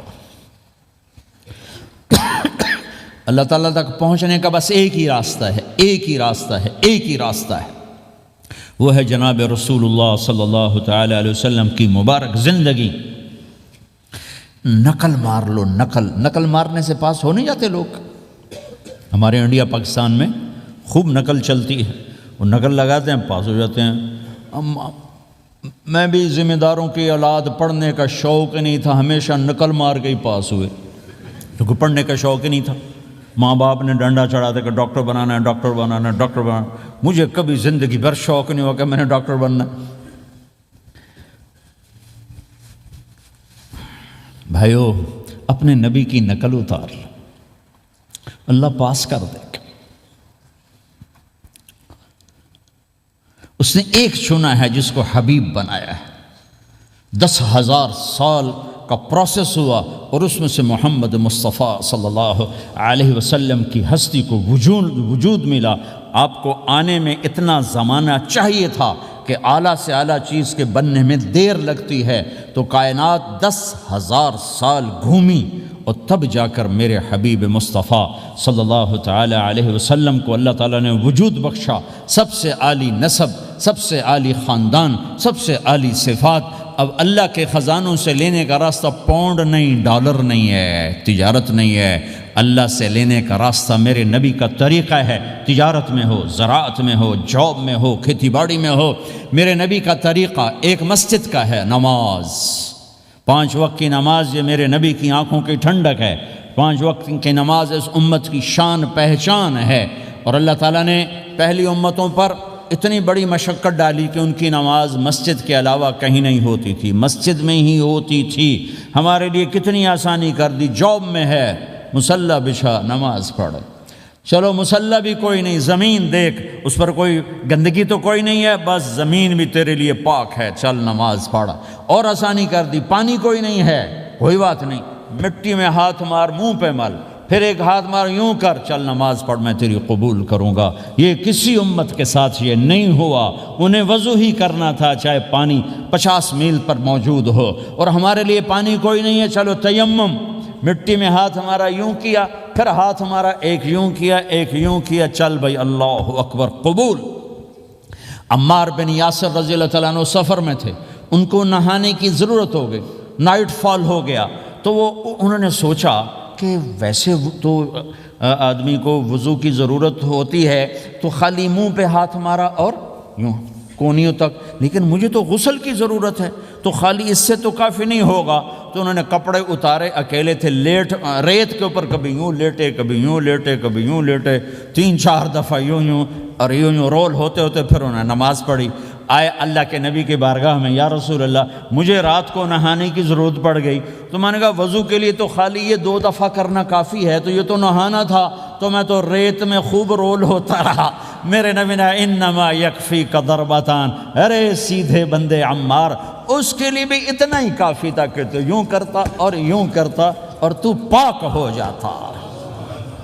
اللہ نے اس نبی کے طفیل اس محبوب مصطفیٰ صلی اللہ علیہ وسلم کے طفیل اللہ نے کیا کیا سہولتیں اور آسانیاں ہمیں عطا فرمائیں۔ پھر نماز 4 کی 2 رکعت کر دی کہ بھئی تم مسافر ہو 2 پڑھو، روزے میں سفر میں روزہ معاف کر دیا، بعد میں رکھ لینا، بعد میں رکھ لینا، قضا کرنے کو حکم، بالکل چھوڑنے کا نہیں۔ اور کہا کہ بھائی مریض ہو چھوڑ دو، مسافر ہو چھوڑ دو، اور نماز 2 رکعت کر دو، سنتیں چھوڑ دو۔ ابن عمر رضی اللہ تعالیٰ عنہ بیٹھے تھے تو انہوں نے 2 رکعت پڑھ کے بیٹھ گئے، تو ان کے خادم نے کہا سنتیں نفل نہیں پڑھو گے؟ کہا اگر پڑھنا تو 4 فرض پڑھتا میں، میرے اللہ نے معافی دی تھی تو میں کیوں پڑھوں؟ میرے نبی نے سفر میں سنتیں نہیں پڑھی کبھی، اپنی امت کو سہولت دینے، فجر کی سنتیں 2 پڑھتے تھے، اس کے علاوہ سنتیں نہیں پڑھیں تاکہ میری امت کو سہولت ہو، آسانی ہو۔ ایک دفعہ بارش ہو رہی تھی اور کوئی جگہ نہیں تھی نماز پڑھنے کے لیے، تو آپ نے اپنی اونٹنی کو آگے کیا اور اس پر بیٹھ گئے، بیٹھے ہی تھے، پیچھے صحابہ نے اونٹنیوں پر ہی صفیں بنائیں، اور یہ نماز اونٹنی پہ بیٹھ کر ادا کی گئی۔ بارش کے اندر نماز اونٹنی کے اوپر نماز بھی ہو گئی، رکوع بھی ہو گیا، سجدہ بھی ہو گیا، سلام بھی ہو گیا۔ پہلی امتوں کے لیے نہیں تھا، سجدہ ہی کرنا پڑے گا۔ یہ اللہ کے محبوب مصطفیٰ صلی اللہ تعالی علیہ وسلم کی طفیل، میرے اللہ نے ہم پہ فضل و احسان کیا، تو میرے نبی کی زندگی میں عبادات میں نماز سب سے اعلیٰ نظر آتی ہے، سب سے نمایاں نظر آتی ہے۔ اور پھر بازار میں، گھر میں، دفتر میں، ماحول میں میرے نبی کے اخلاق، یہ زندگی کا دوسرا روشن پہلو ہے۔ میرے نبی کی ساری زندگی 2 لفظوں میں آتی ہے، عبادت اخلاق، عبادت اخلاق، یا 2 اور لفظ، حقوق اللہ، حقوق العباد، حقوق اللہ، حقوق العباد۔ حقوق اللہ میں نماز سب سے اعلیٰ، اور حقوق العباد میں لوگوں کی برداشت کرنا، لوگوں سے درگزر کرنا، معاف کرنا، جھوٹ سے بچنا، دھوکے سے بچنا۔ میرے نبی سے پوچھا گیا یا رسول اللہ مسلمان کنجوس ہو سکتا ہے؟ ہم نے کہا ہو سکتا ہے۔ یا رسول اللہ مسلمان کمزور ہو سکتا ہے، بزدل ہو سکتا ہے، ڈرپوک ہو سکتا ہے؟ آپ نے کہا ہو سکتا ہے۔ یا رسول اللہ مسلمان جھوٹ بول سکتا ہے؟ آپ نے کہا نہیں، جھوٹ نہیں بول سکتا، جھوٹ نہیں بول سکتا۔ ہے میرے نبی نے فرمایا میرا امتی ہر گناہ کر سکتا ہے، پر ایک جھوٹ نہیں بولے گا، ایک دھوکہ نہیں دے گا۔ لیکن پوری دنیا میں سب سے زیادہ جھوٹ بولنے والا اور دھوکہ دینے والا وہ اس امت کا فرد بن چکا ہے۔ سب سے زیادہ دھوکہ دینے والے ہم بن گئے، سب سے زیادہ جھوٹ بولنے والے ہم بن گئے۔ اور میرے نبی نے فرمایا تھا کہ مسلمان جھوٹ نہیں بولتا، دھوکہ نہیں دیتا، ہر گناہ کر سکتا ہے، جھوٹ نہیں بولے گا، دھوکہ نہیں دے گا۔ یہ میرے نبی کی زندگی کا دوسرا پہلو ہے کہ سچائی پہ جمو۔ چند پیسے بچانے کے لیے جھوٹ بولنا، ٹیکس بچانے کے لیے جھوٹ بولنا، کتنے پاؤنڈ بچا لو گے؟ ادھر تمہارے سامنے سچ روشن کھڑا ہوا ہے۔ میرے نبی نے کہا الصدق ینجی والکذب یہلک۔ ادھر جھوٹ کھڑا ہے، ادھر جھوٹ کے ساتھ 4 پاؤنڈ بچیں گے، ادھر سچ کے ساتھ اللہ ملے گا، لے لو جو لینا ہے لے لو۔ ہاں، الا لعنت اللہ علی الکاذبین، جھوٹوں پہ اللہ کی لعنت۔ اس لعنت کے ساتھ 400 پاؤنڈ بچا لیے، 4000 بچا لیے، 4 ملین بچا لیے، 4 بلین بچا لیے، 4 ٹریلین بچا لیے، ساری دنیا کو بچا لیا، اور اوپر اللہ کی لعنت پڑی تو اللہ کی قسم گھاٹے کا سودا ہے۔ اور سچے ہو گئے، سچ بولا، یہ میں 100 پاؤنڈ کماتا ہوں، لے لو جو لینا ہے اس میں سے، یہ میں 1000 پاؤنڈ کماتا ہوں، لے لو جو لینا ہے، یہ میں 50,000 پاؤنڈ کماتا ہوں، لے لو جو لینا ہے۔ کہ مسلمان کی زبان سے جھوٹ نہیں نکلتا، سچ ہی بولتا ہے۔ آپ تشریف لے جا رہے ہیں، ایک آواز ہے یا رسول اللہ، آپ نے یوں دیکھا کوئی نظر نہیں آیا، پھر آواز ہے یا رسول اللہ، تو آپ نے دیکھا کہ ہرنی ڈیئر چھوٹی وہ کھڑی ہوئی رسی میں بندھی، تو آپ نے کہا کیا ہوا؟ کہا جی آپ کا صحابی مجھے پکڑ کے لایا ہے، میرے چھوٹے چھوٹے بچے بھوک سے رو رہے ہوں گے، آپ مجھے چھوڑ دیں، میں بچوں کو دودھ پلا کے واپس آ جاتا، مجھے پتہ ہے میرے اللہ کی تقدیر میرے بارے میں کیا ہے۔ تو آپ نے کہا اگر تو واپس نہ آئی تو پھر؟ تو اس نے کہا مجھے اللہ جہنم میں ڈال دے۔ آپ نے اس کی رسی کھول دی، خود وہیں بیٹھ گئے۔ اس نے دوڑ لگائی اور پہاڑوں میں گم ہو گیا۔ تھوڑی دیر کے بعد وہ دوڑتی ہوئی آئی اور آ کے سر یا رسول اللہ میں حاضر ہو گیا۔ تو آپ نے اس کو باندھ کے وہیں آپ بیٹھ گئے نہیں۔ دیر کے بعد وہ صحابی آئے جو انہوں نے اس کو شکار کیا تھا، پکڑا تھا، تو کہنے لگے، ان کا یا رسول اللہ آپ یہاں کیسے؟ کہ میں ایک درخواست لے کر آیا ہوں۔ کہ کیا؟ کہ یہ ہرنی مجھے ہدیہ کر دو۔ کہ یا رسول اللہ سب کچھ آپ کا ہے، کہ نہیں بس یہ ہدیہ کر دو۔ کہ یا رسول اللہ حاضر۔ تو آپ نے اس کو لے کر رسی اس کی گردن سے نکالی کہ جاؤ بچی اپنے بچوں کے پاس جا کے خوشی منا، سچ نجات دیتا ہے اور جھوٹ ہلاک کرتا ہے۔ ایک ہرنی جان کی بازی کھیل گئی سچ بولنے کے لیے، تم چند پونڈوں پہ جھوٹ بولتے ہو، ایمان کو برباد کر کے رکھ دیتے ہو۔ مسلمان جھوٹ نہیں بولتا، مسلمان دھوکہ نہیں دیتا،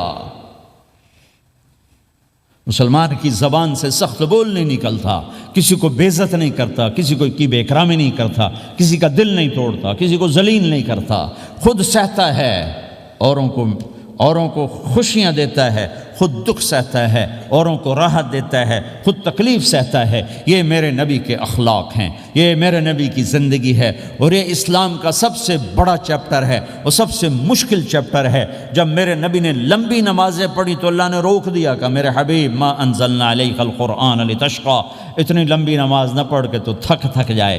میرے نبی نے تبلیغ میں زور دکھایا تو اللہ نے روک دیا، فَلْتَذْهَبْ نَفْسُكَ عَلَيْهِمْ حَسَرَاتٍ، میرے نبی اتنا غم نہ کر کے آپ خود ہی آہیں بھرتے بھرتے آپ مر جائیں۔ میرے نبی نے مال سارا خرچ کیا، اللہ نے اس سے بھی روک دیا، وَلَا تَبْسُطْهَا كُلَّ الْبَسْطِ فَتَقْعُدَ مَلُومًا مَحْسُورًا، اتنا خرچ نہ کریں کہ آپ خود پھر دکھی ہو کے بیٹھ جائیں۔ خرچ کرنا بہت بڑا عمل، تبلیغ سب سے سارے عملوں کا سردار عمل، تبلیغ سے بڑا کوئی کام ہوتا تو اللہ نبیوں کو دیتا، اگر تبلیغ سے بڑھ کر کوئی کام ہوتا تو اللہ نبیوں کو دیتا، گشت سے بڑھ کر کوئی محنت ہوتی تو اللہ نبیوں کو دیتا۔ 950 سال نوح علیہ السلام گشتی کر رہے ہیں، اور اللہ کی مان لو، اللہ کی مان لو، اتنا عظیم عمل کا میرے نبی درمیانہ نماز سب سے بڑی عبادت، میرے نبی درمیانہ کام، لیکن جب میرے نبی نے اخلاق اچھے کیے، دشمن کو معاف کرنا۔ لیکن ایک آدمی آپ سوئے ہوئے تھے، آپ کی تلوار لٹکی تھی، ایک آدمی آیا، اس نے آپ کی تلوار اتاری اور یوں ہماری پسلی میں آپ اٹھ کے بیٹھ گئے۔ اب وہ قتل کے ارادے کے لیے آ چکا ہے اور تلوار یہاں ہے، کہتا من یمنعک منی، اب بول تمہیں کون بچائے گا؟ تو آپ نے مسکراتے ہوئے کہا اللہ، تو اس کے ہاتھ سے تلوار گر پڑی، تو آپ نے اٹھا لی، آپ نے یوں سیدھی کی، اب تو بچا، تجھے کون بچائے گا؟ وہ کہنے لگا مجھے تو ہی بچائے گا، وہ تو اللہ کو جانتا نہیں تھا، کہا بابا مجھے تو ہی بچائے گا۔ تو آپ کہتے ہیں اس کا سر اڑا دو، یہ نبی کو قتل کرنے آیا ہے۔ میرے نبی نے فرمایا کلمہ پڑھتے ہو؟ کہا نہیں پڑھتا۔ کہا جاؤ معاف کیا۔ یہ میرے نبی کے اخلاق ہیں۔ 20 سال جنہوں نے قتل کے منصوبے بنائے، مکہ والے، جب آپ مکہ میں فاتحانہ داخل ہوئے، ابو سفیان سب سے زیادہ آپ کو دکھ پہنچانے والوں میں پیش تو آپ نے ابو سفیان کو عزت دی۔ جو ابو سفیان کے گھر میں داخل ہوگا اس کو کچھ نہیں کہا جائے گا۔ آپ تو ابو سفیان کو بلا کے سولی پہ لٹکاتے، اور آپ کہہ رہے ہیں جو ابو سفیان کے گھر میں جائے گا اسے کچھ نہیں کہا جائے گا، جو بیت اللہ میں ہوگا اسے کچھ نہیں کہا جائے گا۔ سارا مکہ سامنے، آپ یوں بیت اللہ کا دروازے پر یوں دونوں ہاتھ ایسے ٹکا کے کھڑے تھے۔ پھر آپ نے کہا میں کیا کروں گا اب تمہارے ساتھ؟ تو سہیل بن عمر نے کہا آپ کریم ہیں، کریم کے بیٹے ہیں۔ تو آپ نے کہا جاؤ میں نے معاف کیا۔ یہ اخلاق آج مٹ چکے ہیں، مردوں سے، عورتوں سے، علم والوں سے، خانقاہ والوں سے، تبلیغ والوں سے، سب زیرو ہوئے پڑے ہیں۔ جب تک یہ اخلاق زندہ نہیں ہوتے اسلامی زندگی قائم نہیں ہو سکتی، اسلامی معاشرت قائم نہیں ہو سکتی، اور دین دو چیزوں سے آگے پھیلتا ہے، ایک دعوت اور ایک اخلاق۔ دعوت اور اخلاق، دعوت نہیں ہوگی تو اخلاق وہیں پڑے رہ جائیں گے، اخلاق نہیں ہوں گے تو دعوت کوئی قبول نہیں کرے گا۔ میرے نبی نے کتنے معجزے دکھائے مکے میں، نہیں کلمہ پڑھا۔ بدر میں ان کے 70 مارے گئے، فرشتوں کو دیکھا، جبریل کے گھوڑے کی آواز سنی، کلمہ نہیں پڑھا۔ خندق میں شکست ہوئی، کلمہ نہیں پڑھا۔ پانی نکلتے دیکھا انگلیوں سے، کلمہ نہیں پڑھا۔ ایک بکرے کا ایک بازو پکایا، ایک بازو بکرے کا، ایک اگلا جو بازو ہوتا، اور 40 آدمیوں نے کھانا کھایا اور ایک بوٹی کم نہیں ہوئی، ایک بوٹی کم نہیں ہوئی، کلمہ نہیں پڑا۔ لیکن جب میرے نبی نے کہا جاؤ معاف کیا تو سارے ہی کلمہ پڑ گئے کہ واقعہ یہ اخلاق نبی کے ہو سکتے۔ حنین کی جنگ میں جب بھاگے لوگ، شکست ہوئی، تو ایک صحابی کا بھاگتے ہوئے پاؤں ہمارے نبی کے پاؤں پر آیا، اور جوتا سخت تھا، تو آپ نے کہا اوجعتنی، اور آپ کے ہاتھ میں چھڑی تھی، آپ نے اس کو یوں ماری، کہا اوجعتنی، ارے تو نے مجھے کتنا زیادہ درد پہنچایا، دکھ پہنچایا۔ وہ بیچارے پگھل کے رہ گئے اور پریشان ہو گئے، اور فرماتے ہیں سارا دن میں پریشان، ساری رات پریشان کہ اللہ کے نبی کو میں نے تکلیف پہنچائی، اب میرا کیا بنے گا۔ اگلا دن ہوا تو اعلان ہو رہا تھا بھائی جس کا پاؤں نبی کے پاؤں پہ آیا تھا اس کو اللہ کے نبی بلا رہے ہیں۔ تو صحابی کہنے لگے میں نے سمجھا بس اب میری تو دنیا بھی گئی اور آخرت بھی گئی، اب میرے اوپر کیس بنے گا اور مجھے ڈانٹ ڈپٹ بھی ہوگی، میرا کتنا بڑا گھاٹا نقصان ہوگا۔ یہ حاضر ہوئے ڈرتے ڈرتے، تو آپ نے فرمایا میرے بھائی کل میں نے تمہیں چھڑی ماری تھی، وہ مجھے معاف کر دینا، اور یہ 80 اونٹ تمہیں ہدیہ دیتا ہوں، 80 کیملز یعنی 80 پراڈو، 80 رینج روور کا یہ میری طرف سے تمہیں ہدیہ ہے۔ وہ حیران پریشان، یہ میرے نبی کے اخلاق ہیں، یہ میرے نبی کے اخلاق ہیں۔ کانٹے بچھانے والی نے 4 دن آنا چھوڑ دیا، بیمار ہو گئی تھی، تو آپ نے کہا کیا بات ہے، وہ ہمارے راستے میں اب کانٹے کوئی نہیں ہیں؟ کہا یہ وہ بیمار پڑی ہے جو کانٹے بچھاتے تھے۔ تو آپ اس کے گھر چلے گئے، ماں جی خیریت تو ہے، آپ ٹھیک تو ہیں؟ کہا بیٹا مجھے کلمہ پڑھا دے، بس تیرے اخلاق نے مجھے فتح کر لیا ہے۔ میرے بھائیوں یہ چیپٹر بھول چکے ہیں، بھول چکے ہیں، بھول چکے ہیں۔ جب تک یہ چیپٹر زندہ نہیں ہوگا زندگی اسلامی نہیں بنے گی، معاشرہ اسلامی نہیں بنے گا، اور آگے قوموں کے لیے اسلام کا دروازہ نہیں کھلے گا۔ ہمیں معاف کرنا آتا ہو، ہمیں گالی دینے والے کو دعا دینا آتا ہو، غیبت کرنے والے کی تعریف آتی ہو، اور غیبت کرنے سے، غیبت سننے سے اپنے آپ کو ایسے بچاؤ جیسے زہر سے بچاتے ہو، اسے آگ سے بچاتے ہو۔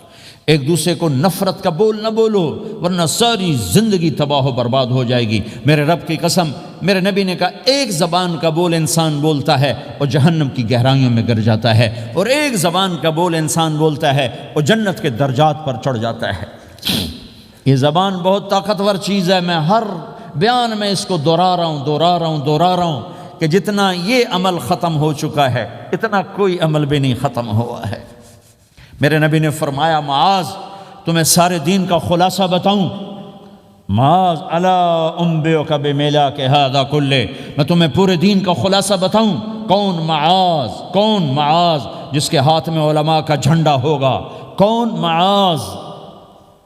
میں ابھی مئی میں ان کے اردن اجتماع میں گیا، آگے ان کے اربد میں گئے، آگے وہاں ان کا مقبرہ ہے 18 کلومیٹر۔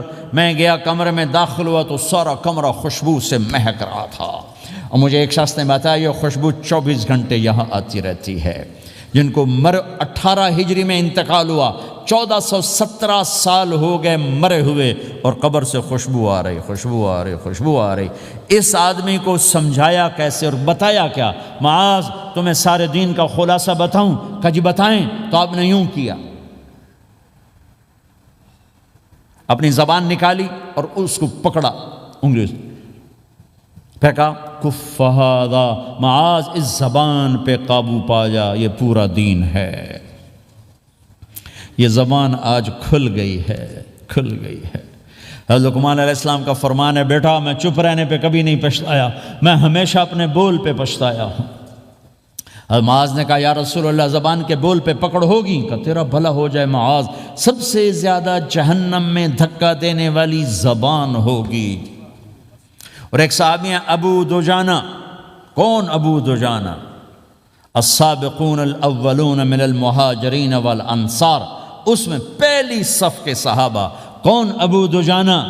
جب آپ حج پر گئے تو اپنی جگہ مدینے کا امیر ابو دجانہ کو بنایا۔ ابو دجانہ حج میں شریک نہیں ہوئے کہ آپ نے اپنی جگہ ان کو اپنا نائب بنا کے وہاں کھڑا فرمایا ابو دجانہ میری جگہ پر مدینے کا امیر ہے، یہ وہ ابو دجانہ ہیں۔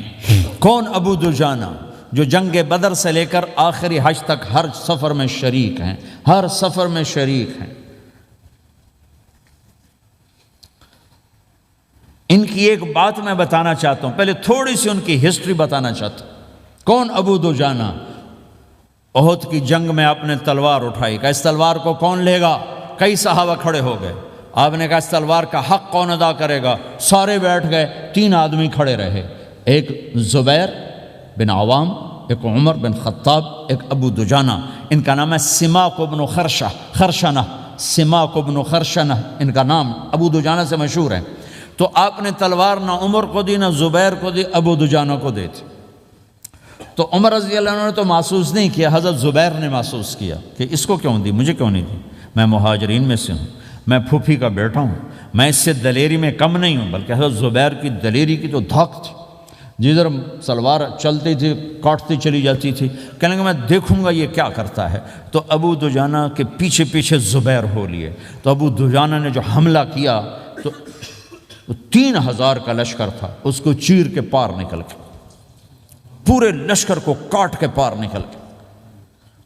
اور آگے عورتیں کھڑی تھیں جو مکے کے لشکر کو تیار کر رہی تھیں، نحن بنات طارقی نمشی علی النمارق مشی القتل بوارقی المسک فی المخالق المسک فی المفارق والدر فی المخالق ان تقبلوا نعانقی وتدبروا نفارقی فراق غیر وامقی۔ یہ گانا گا رہی تھیں اور ان کو تیار کر رہی تھیں۔ تو جب ابو دجانہ کی تلوار نظر آئی تو سب بھاگیں، ہندا پکڑی گئی۔ تو آپ نے یوں اپنی تلوار ہندا کے سر پر رکھی، انہوں نے چیخ ماری، تلوار ہٹا لی۔ تو زبیر پیچھے پیچھے کہ یہ کیا کیا ہے؟ جنگ میں اگر کوئی عورت حصہ لے اسے مارنا جائز ہے، ویسے جائز نہیں ہے، عورت کو، بچے کو، بوڑھے کو ہاتھ لگانا جائز نہیں ہے۔ تو انہوں نے کہا تلوار کیوں نہیں چلائی؟ کہا میرے محبوب کی تلوار ہے، عورت کے خون سے رنگین کر کے اس کی شان نہیں گھٹانا چاہتا، یہ میرے نبی کی تلوار۔ پھر واپس ہوئے، پھر اٹیک کیا اور پھر مجمع کو چیر دیا۔ سامنے ایک آدمی آ رہا تھا ہاتھی کی طرح، اتنا لمبا موٹا تازہ۔ تو زبیر کہنے لگے میرے جی میں آیا کبھی اس کی ٹکر ہونا، پھر میں دیکھوں ابو دجانہ کیا چیز ہے۔ تو اللہ کا کرنا ایسا ہوا، ابو دجانہ دونوں آمنے سامنے ہو گئے۔ تو وہ ایسے شاہ سوار تھے کہ دونوں طرف کے لشکر ذرا تھم گئے اور وہ دونوں بھڑ گئے۔ ابو دجانہ کے اپنے جوہر، اس پہلوان کے اپنے جوہر، غبار اٹھا، مٹی اٹھی، اور اس کی اپنی طاقت، ان کی اپنی طاقت، انہوں نے ابو دجانہ کو اس نے زخمی کر دیا۔ ابو دجانہ نے جو جوش میں آ کے ماری تلوار، اس کو لگی یہاں، تو اتنی طاقت سے لگی کہ اس کے نیچے اتر کر 2 ٹکڑوں میں تقسیم کر دی۔ ماری تو ایک حصہ ادھر، ایک حصہ، پھر یوں دیکھا اور اپنے چہرے سے لوہی کی ٹوپی اتاری، کہا ما ترا انا ابو دجانہ، کیا دیکھ رہے ہو؟ میں ہوں ابو دجانہ، تلوار صحیح لی ہے میں نے، غلط نہیں لی۔ یہ ابو دجانہ ہیں۔ اور جب شکست ہو گئی احد کی جنگ میں، اور پھر 10-12 آدمیوں نے آپ کو گھیرے میں لیا ہوا تھا، ان میں ایک ابو بکر تھے، عمر تھے، علی تھے، طلحہ تھے، زبیر تھے، سعد بن ابی وقاص تھے، اور سہل بن حنیف تھے، عبادہ قتادہ بن نعمان تھے، اور ابو دجانہ تھے رضی اللہ تعالی عنہم۔ ان میں سے ایک ابو دجانہ بھی تھے۔ اور یمامہ کی جنگ میں ابو دجانہ شہید ہوئے، یمامہ کی جنگ میں شہید ہوئے۔ یہ ابو دجانہ کی تھوڑی سی سیرت آپ کے سامنے آئی ہے۔ اس کے بعد اب آپ ان کے قول کو سنو تاکہ اس کا وزن آپ کے سامنے آئے۔ یہ بدر کے شریک ہیں، اللہ کے نبی نے کہا بدر کا صحابی جو مرضی کرے بخشا گیا۔ یہ صلح حدیبیہ کے شریک ہیں، اللہ نے قرآن میں کہا لقد رضی اللہ، میں ان سے راضی ہو گیا۔ یہ صحابی ہیں، اللہ نے کہا کلا وعد اللہ الحسنی، اے میرا نبی تیرے ہر صحابی کے لیے جنت کا وعدہ ہے۔ اور اب یہ کیا کہتے ہیں؟ یہ کیا کہتے ہیں لوگو؟ ان ارجع عملی عند، لوگو میرے پاس، ابو دجانہ میرے پاس بخشش کا سب سے بڑا عمل جانتے ہو کیا ہے؟ بدر نہیں، احد نہیں، حدیبیہ نہیں، خندق نہیں، خیبر نہیں، فتح مکہ نہیں، آخری حج نہیں۔ کیا ہے؟ کیا ہے لوگو؟ ان ارجع عملی عندی، میرے پاس آخرت میں بخشش کا سب سے بڑا عمل بس ایک ہے کہ ما آذیت احدا بلسانی، میں نے اپنی زبان سے کبھی کسی کو دکھ نہیں پہنچایا۔ ولا اجد فی قلبی غلا لاحد، اور میرے دل میں کسی کے لیے بغض کوئی نہیں ہے، بس یہ میری بخشش کا عمل ہے۔ تو بھائیو، نبی کے اخلاق میں دو چیزیں لے لو، ایک زبان سے کسی کو دکھ نہ دو، ایک دل میں کسی کا بغض نہ رکھو۔ اللہ کی قسم بغیر حساب کتاب کے جنت میں جاؤ گے۔ بڑے بڑے جنید بغدادی اور بڑے بڑے معرفت والے تمہیں دیکھتے رہ جائیں گے، تمہاری رفتار اتنی تیز ہوگی کہ تمہیں وہی پکڑ سکے گا جس کا یہ دو عمل تم سے زیادہ اچھا ہوگا۔ جس روڈ پہ رش ہوتا آپ وہاں سے گاڑی ہٹا لیتے ہو کہ بھائی ادھر نہیں جانا، ادھر رش ہے، وہ سائن وغیرہ آپ کو آ جاتے ہیں کہ بھائی ادھر بلاک ہے، ادھر نہیں جانا، ادھر جانا ہے۔ تو جہاں روڈ پہ رش ہوتا ہے تو قیمتی سے قیمتی گاڑی کی رفتار بھی آہستہ ہو جاتی ہے، اور جہاں روڈ خالی ہوتا ہے تو پرانی گاڑی بھی بھاگے جا رہی ہوتی ہے۔ ہمارے یہاں پرانی گاڑی ہوتی ہے نا، پرانی بسوں کے پیچھے لکھا ہوتا ہے نہ انجن کی خوبی نہ ڈرائیور کا کمال، خدا کے سہارے چلی جا رہی ہے۔ اور جس کے پاس ایسی گاڑی ہو، نہ انجن کی خوبی نہ ڈرائیور کا کمال، تو اگر اس کو روڈ خالی مل جائے تو وہ تو مرسیڈیز والے سے پہلے پہنچے گا، رینج روور والے سے پہلے پہنچے گا، بینٹلی والے سے پہلے پہنچے گا، رولز رائس والے سے پہلے پہنچے گا، جو وہ تو پھنسی کھڑی ہے اور اس کا روڈ ہی خالی ہے۔ تو میرے بھائیوں، یہ میں ایک مثال دیتا ہوں، عبادات کی روڈ پہ بہت رش ہے، نمازی بے شمار ہیں، روزے دار بے شمار ہیں، عمرے والے بے شمار ہیں، حج والے بے شمار ہیں، اور تہجد گزار بے شمار ہیں، علماء بے شمار ہیں، حافظ بے شمار ہیں، ذکر والے بے شمار ہیں، بہت رش ہے، تبلیغ والے بے شمار ہیں، لیکن جو اخلاق والا روڈ ہے نا، یہ خالی پڑا ہے۔ اس پہ موٹر سوزوکی پہ چڑھ کے آ جاؤ تو سب سے آگے نکل جاؤ، سائیکل پہ چڑھ کے آ جاؤ تو سب سے آگے نکل جاؤ، کہ روڈ ہی خالی ہے۔ اخلاق کا روڈ خالی ہے۔ غصے کو پینا، دکھ دینے والے کے سامنے، درد دینے والے کو خوشیاں دینا، گالی دینے والے کو دعا دینا، کرو تو صحیح۔ میرے رب کی قسم، اس میں وہ لذت ہے کہ ساری دنیا کی لذتیں تمہیں بھول جائیں گی اگر یہ لذت تمہیں مل گئی۔ پی جا ایام کی تلخی کو بھی ہنس کے ناصر، غم کے سہنے میں بھی قدرت نے مزہ رکھا ہے۔ اپنے لہو کے گھونٹ پی، زخم پہ زخم کھا کے جی، آہ نہ کر لبوں کو سی، عشق ہے دل لگی نہیں، سینے پہ تیر کھائے جا، آگے قدم بڑھائے جا، یعنی زبان حال سے کہہ دے کہ ہاں ستائے جا۔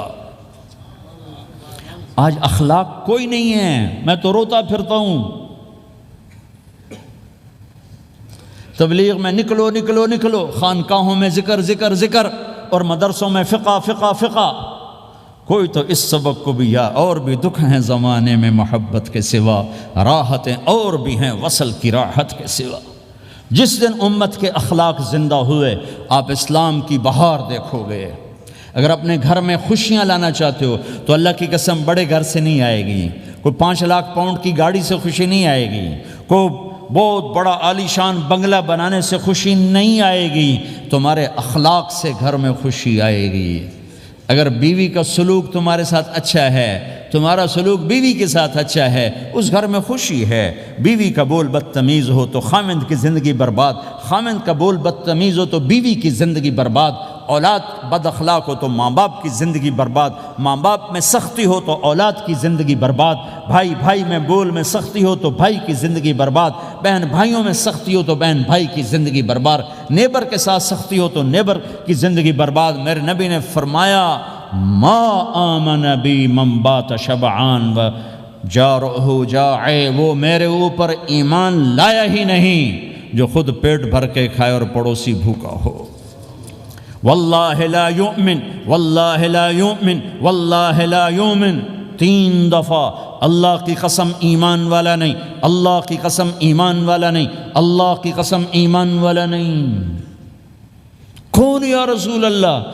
الذی لا یأمن جارہ بوائقہ، جو پڑوسیوں کو تنگ کرے وہ ایمان والا نہیں ہے۔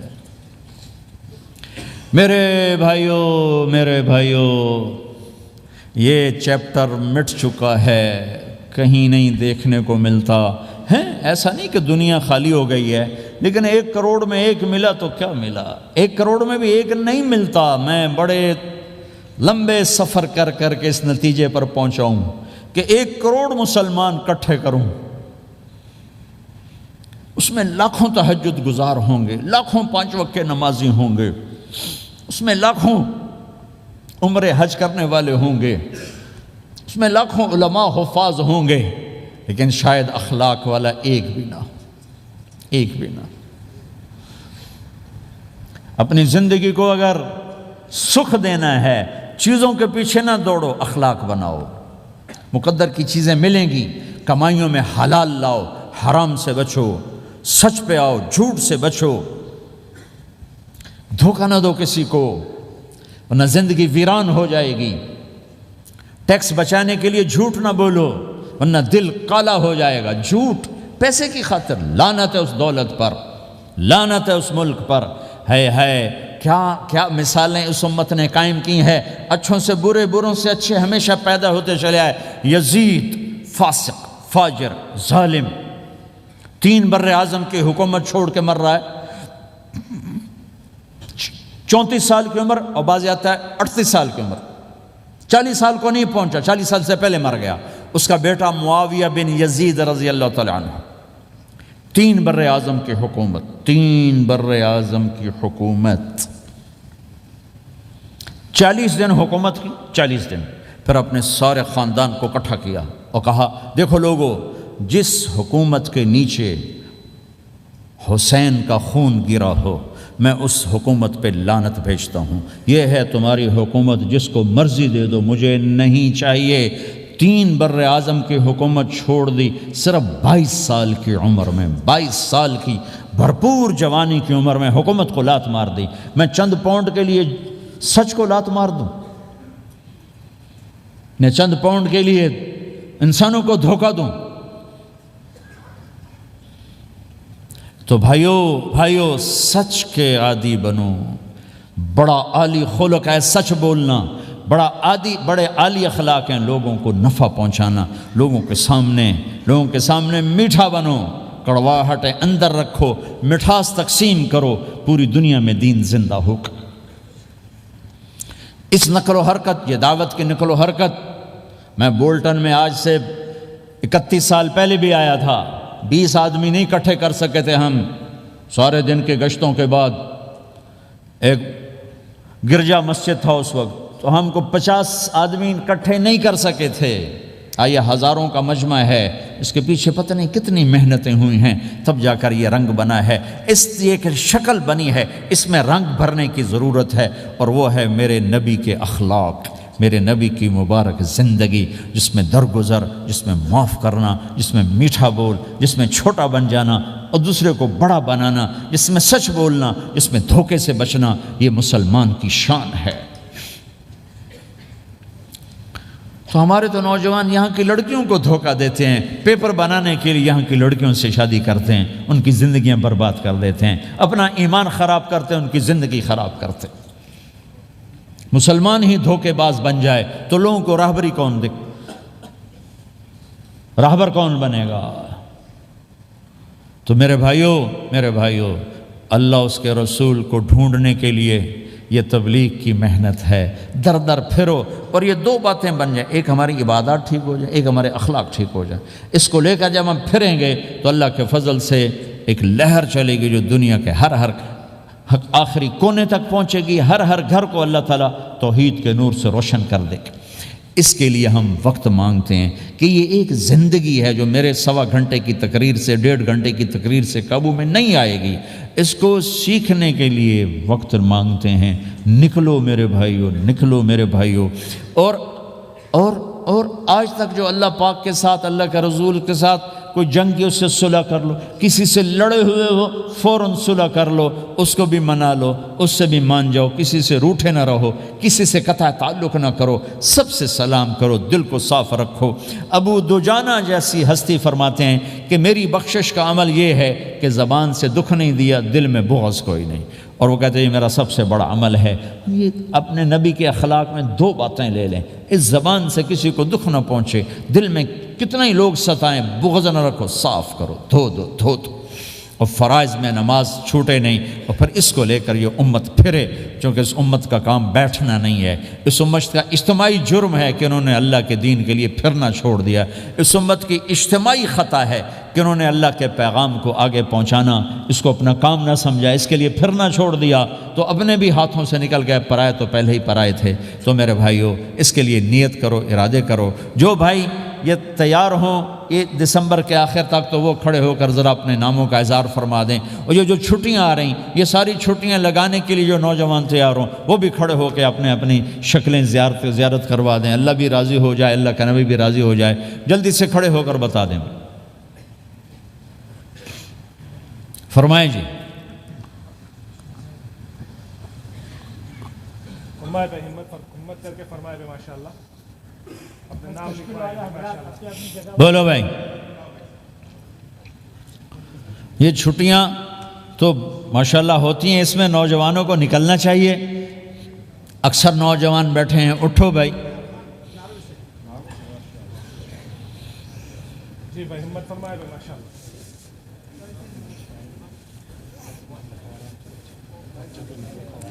جلدی فرمائے بھائی، جلدی فرمائے۔ ایسے نہیں ہوگا، پہلے 4 مہینے دینا پھر سنو گا۔ بیٹھ جاؤ، یہاں سوال نہیں کیا جاتا بھائی۔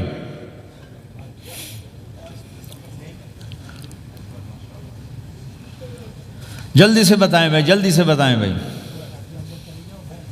ان چھٹیوں میں کون نکلے گا اللہ کے راستے میں؟ ان چھٹیوں میں جو نوجوان تیار ہوں کھڑے ہو جائیں۔ ان چھٹیوں میں جو تیار ہیں چھٹیاں لگانے کے وہ کھڑے ہو جائیں۔ چھٹیاں اللہ کے راستے میں۔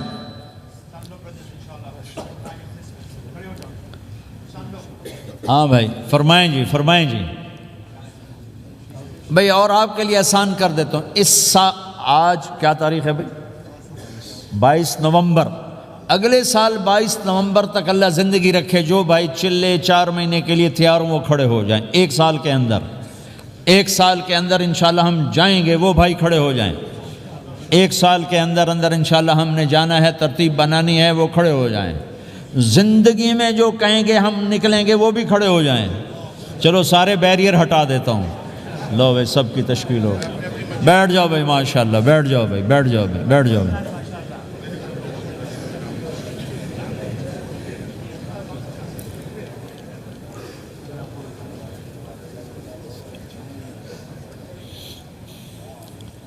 ہاں بھائی بیٹھ جائیں، میں دعا کرتے ہیں۔ دعا سے پہلے تھوڑی سی بات کرنا چاہتا ہوں، سن لیں پھر انشاءاللہ دعا کرتے ہیں۔ مسلمان کی زندگی چلتے پھرتے دعوت ہے، مسلمان کی زندگی چلتی پھرتی دعوت ہے۔ اگر اسلام ہماری زندگی میں ہو، عبادات ایسی چیزیں جو نظر نہیں آتی، اخلاق ایسے چیزیں جو چھپ نہیں سکتی۔ اخلاق ایک ایسی صفت ہے جس کو آپ چھپا نہیں سکتے، بد اخلاقی ایسی برائی ہے جس کو آپ چھپا نہیں سکتے۔ شراب تو چھپ سکتی ہے، اندر کمرے میں بیٹھ کے پی لے۔ روزہ چھپ سکتا ہے، نہیں رکھا کسی کو کیا خبر۔ نماز بھی چھپ جاتی، نہیں خبر پڑھی ہے کہ نہیں پڑھی۔ لیکن برے اخلاق بھی نہیں چھپتے اور اچھے اخلاق بھی نہیں چھپتے۔ ایک اچھے اخلاق خوشبو کی طرح مہکتے ہیں اور برے اخلاق گندگی طرح بدبو چھوڑتے ہیں۔ ہمارا معاشرہ اسلامی اس وقت بنے گا جب ہمارے اخلاق عالی ہوں گے، تو یہ نقل و حرکت اس کو طاقت پہنچائے گی۔ یہ گھر بیٹھنے سے چیز نہیں آئے گی بھائی، پھرنا پڑے گا، دھکے کھانے پڑیں گے۔ لیکن ان دھکوں میں بھی اللہ نے بڑی لذت رکھی ہے، بہت عجب نشہ ہے اس کا۔ جنید جمشید مجھے پہلی دفعہ ملا 97، جب وہ بہت بڑا اس وقت تھا، وہ لیجنڈ گلوکار۔ تو اس نے مجھ سے کہا کہ مولانا جس گلیمر کو پاکستانی نوجوان خوابوں میں دیکھتے ہیں وہ گلیمر مجھے فزیکلی حاصل ہے، لیکن میرے اندر اندھیرا ہے، روشنی نہیں، خالی ہے۔ کیوں؟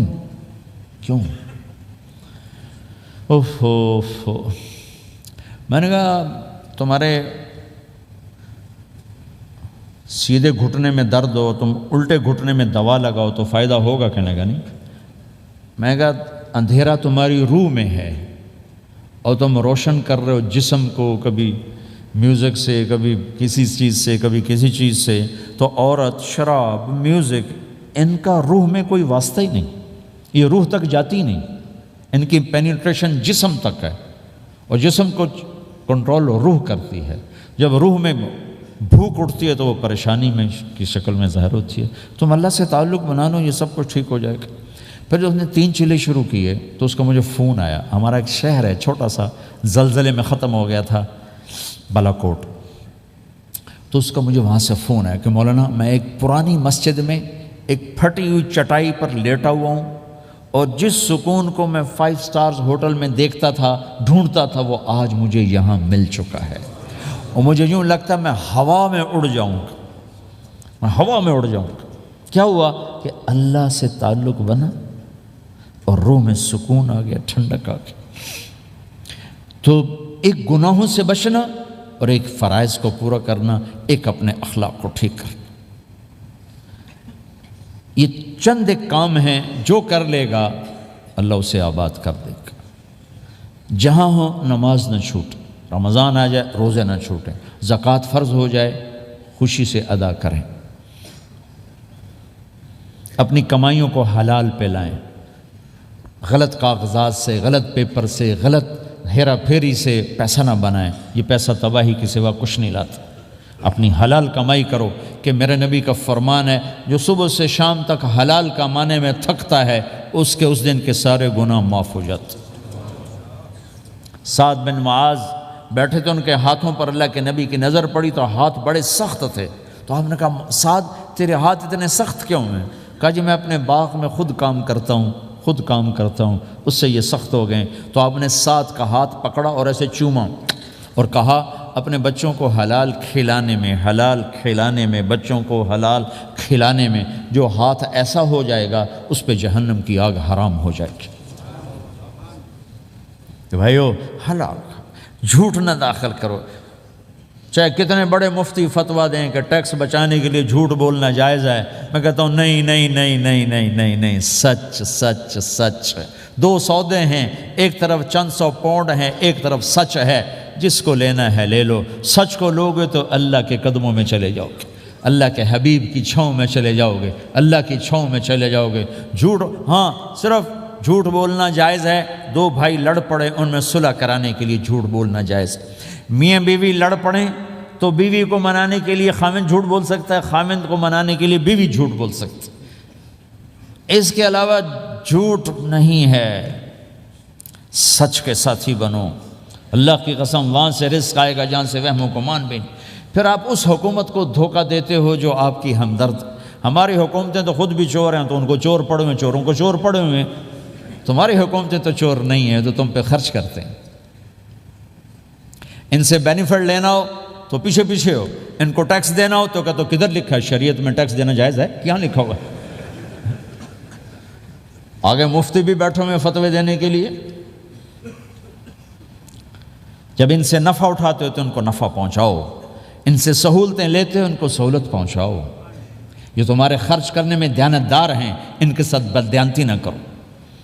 مسلمان ہو اور دھوکہ، یہ 2 چیزیں جوڑ نہیں سکتی۔ اپنی عیاشی تھوڑی کم کر دو تو اللہ اس میں برکت دے گا۔ آپس میں کبھی اونچ نیچ ہو جائے فوراً صلح کرو، لڑائی پہ باقی نہ رہو کہ جی ہم نے بات نہیں کرنی، ہمارا سلام دعا ختم، ایسا کبھی نہ کرو۔ اونچ نیچ ہوتی ہے لیکن فوراً صلح کرو۔ ماں باپ میاں بیوی کٹھے رہتے ہیں تو ہمارا سسرالی معاشرہ بہت سخت قسم کا ہے، ماں باپ اتنی مداخلت کرتے ہیں بچے میں کہ ان کی زندگی تباہ کر دیتے۔ ساس سسر بہو پہ اتنا حق جتلاتے ہیں کہ خامد کا بھی اتنا حق نہیں رہ جاتا، اس سے زندگی ٹوٹ جاتی۔ اگر سسر ہو بہو کو عزت دو، ساس ہے بہو کو عزت دے، بہو ہے ساس سسر کو عزت دے۔ لیکن اللہ کی قسم ساس اور سسر کا بہو پہ کوئی شرعی حق کوئی نہیں۔ میرے بچے کی شادی ہوئی، میں نے اپنی بیوی سے کہا بات سنو، ہم کسی کی بیٹی کو لے کے آ رہے ہیں، اگر ماں بن کے دکھاؤ گی تو میں یہاں اس کو لاؤں گا، اور اگر ماں بن کے نہیں دکھانا تو میں اس کو الگ گھر دیتا ہوں، تاکہ ہم اس کی زندگی میں دخل انداز نہ ہوں، ہم ان کی زندگی کو خراب نہ کریں۔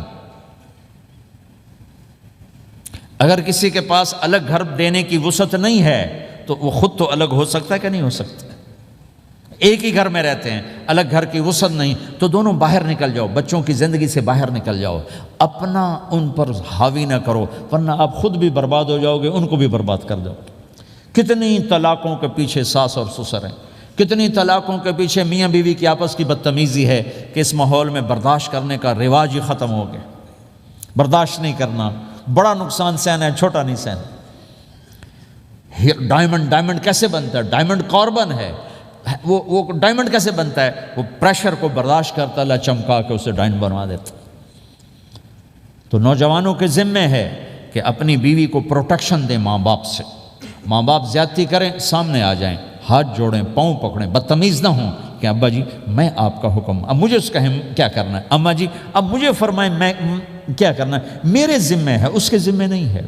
بیوی زیادتی کرنے لگے تو اس کے سامنے ہو جاؤ، دیکھو بیگم یہ تیرا میرا رشتہ ٹوٹ سکتا ہے، ماں باپ کا رشتہ ٹوٹ نہیں سکتا ہے۔ ماں باپ کا وہ رشتہ ہے جسے توڑا نہیں جا سکتا، نکاح تو ایک بول پہ ٹوٹ جاتا ہے، میں تیری ہر ضرورت پوری کروں گا لیکن تو میرے ماں باپ کے لیے تکلیف کا باعث نہ بن۔ یہ مرد کی ذمہ داری ہے، ہم یہ معاشرہ بھلا چکے ہیں۔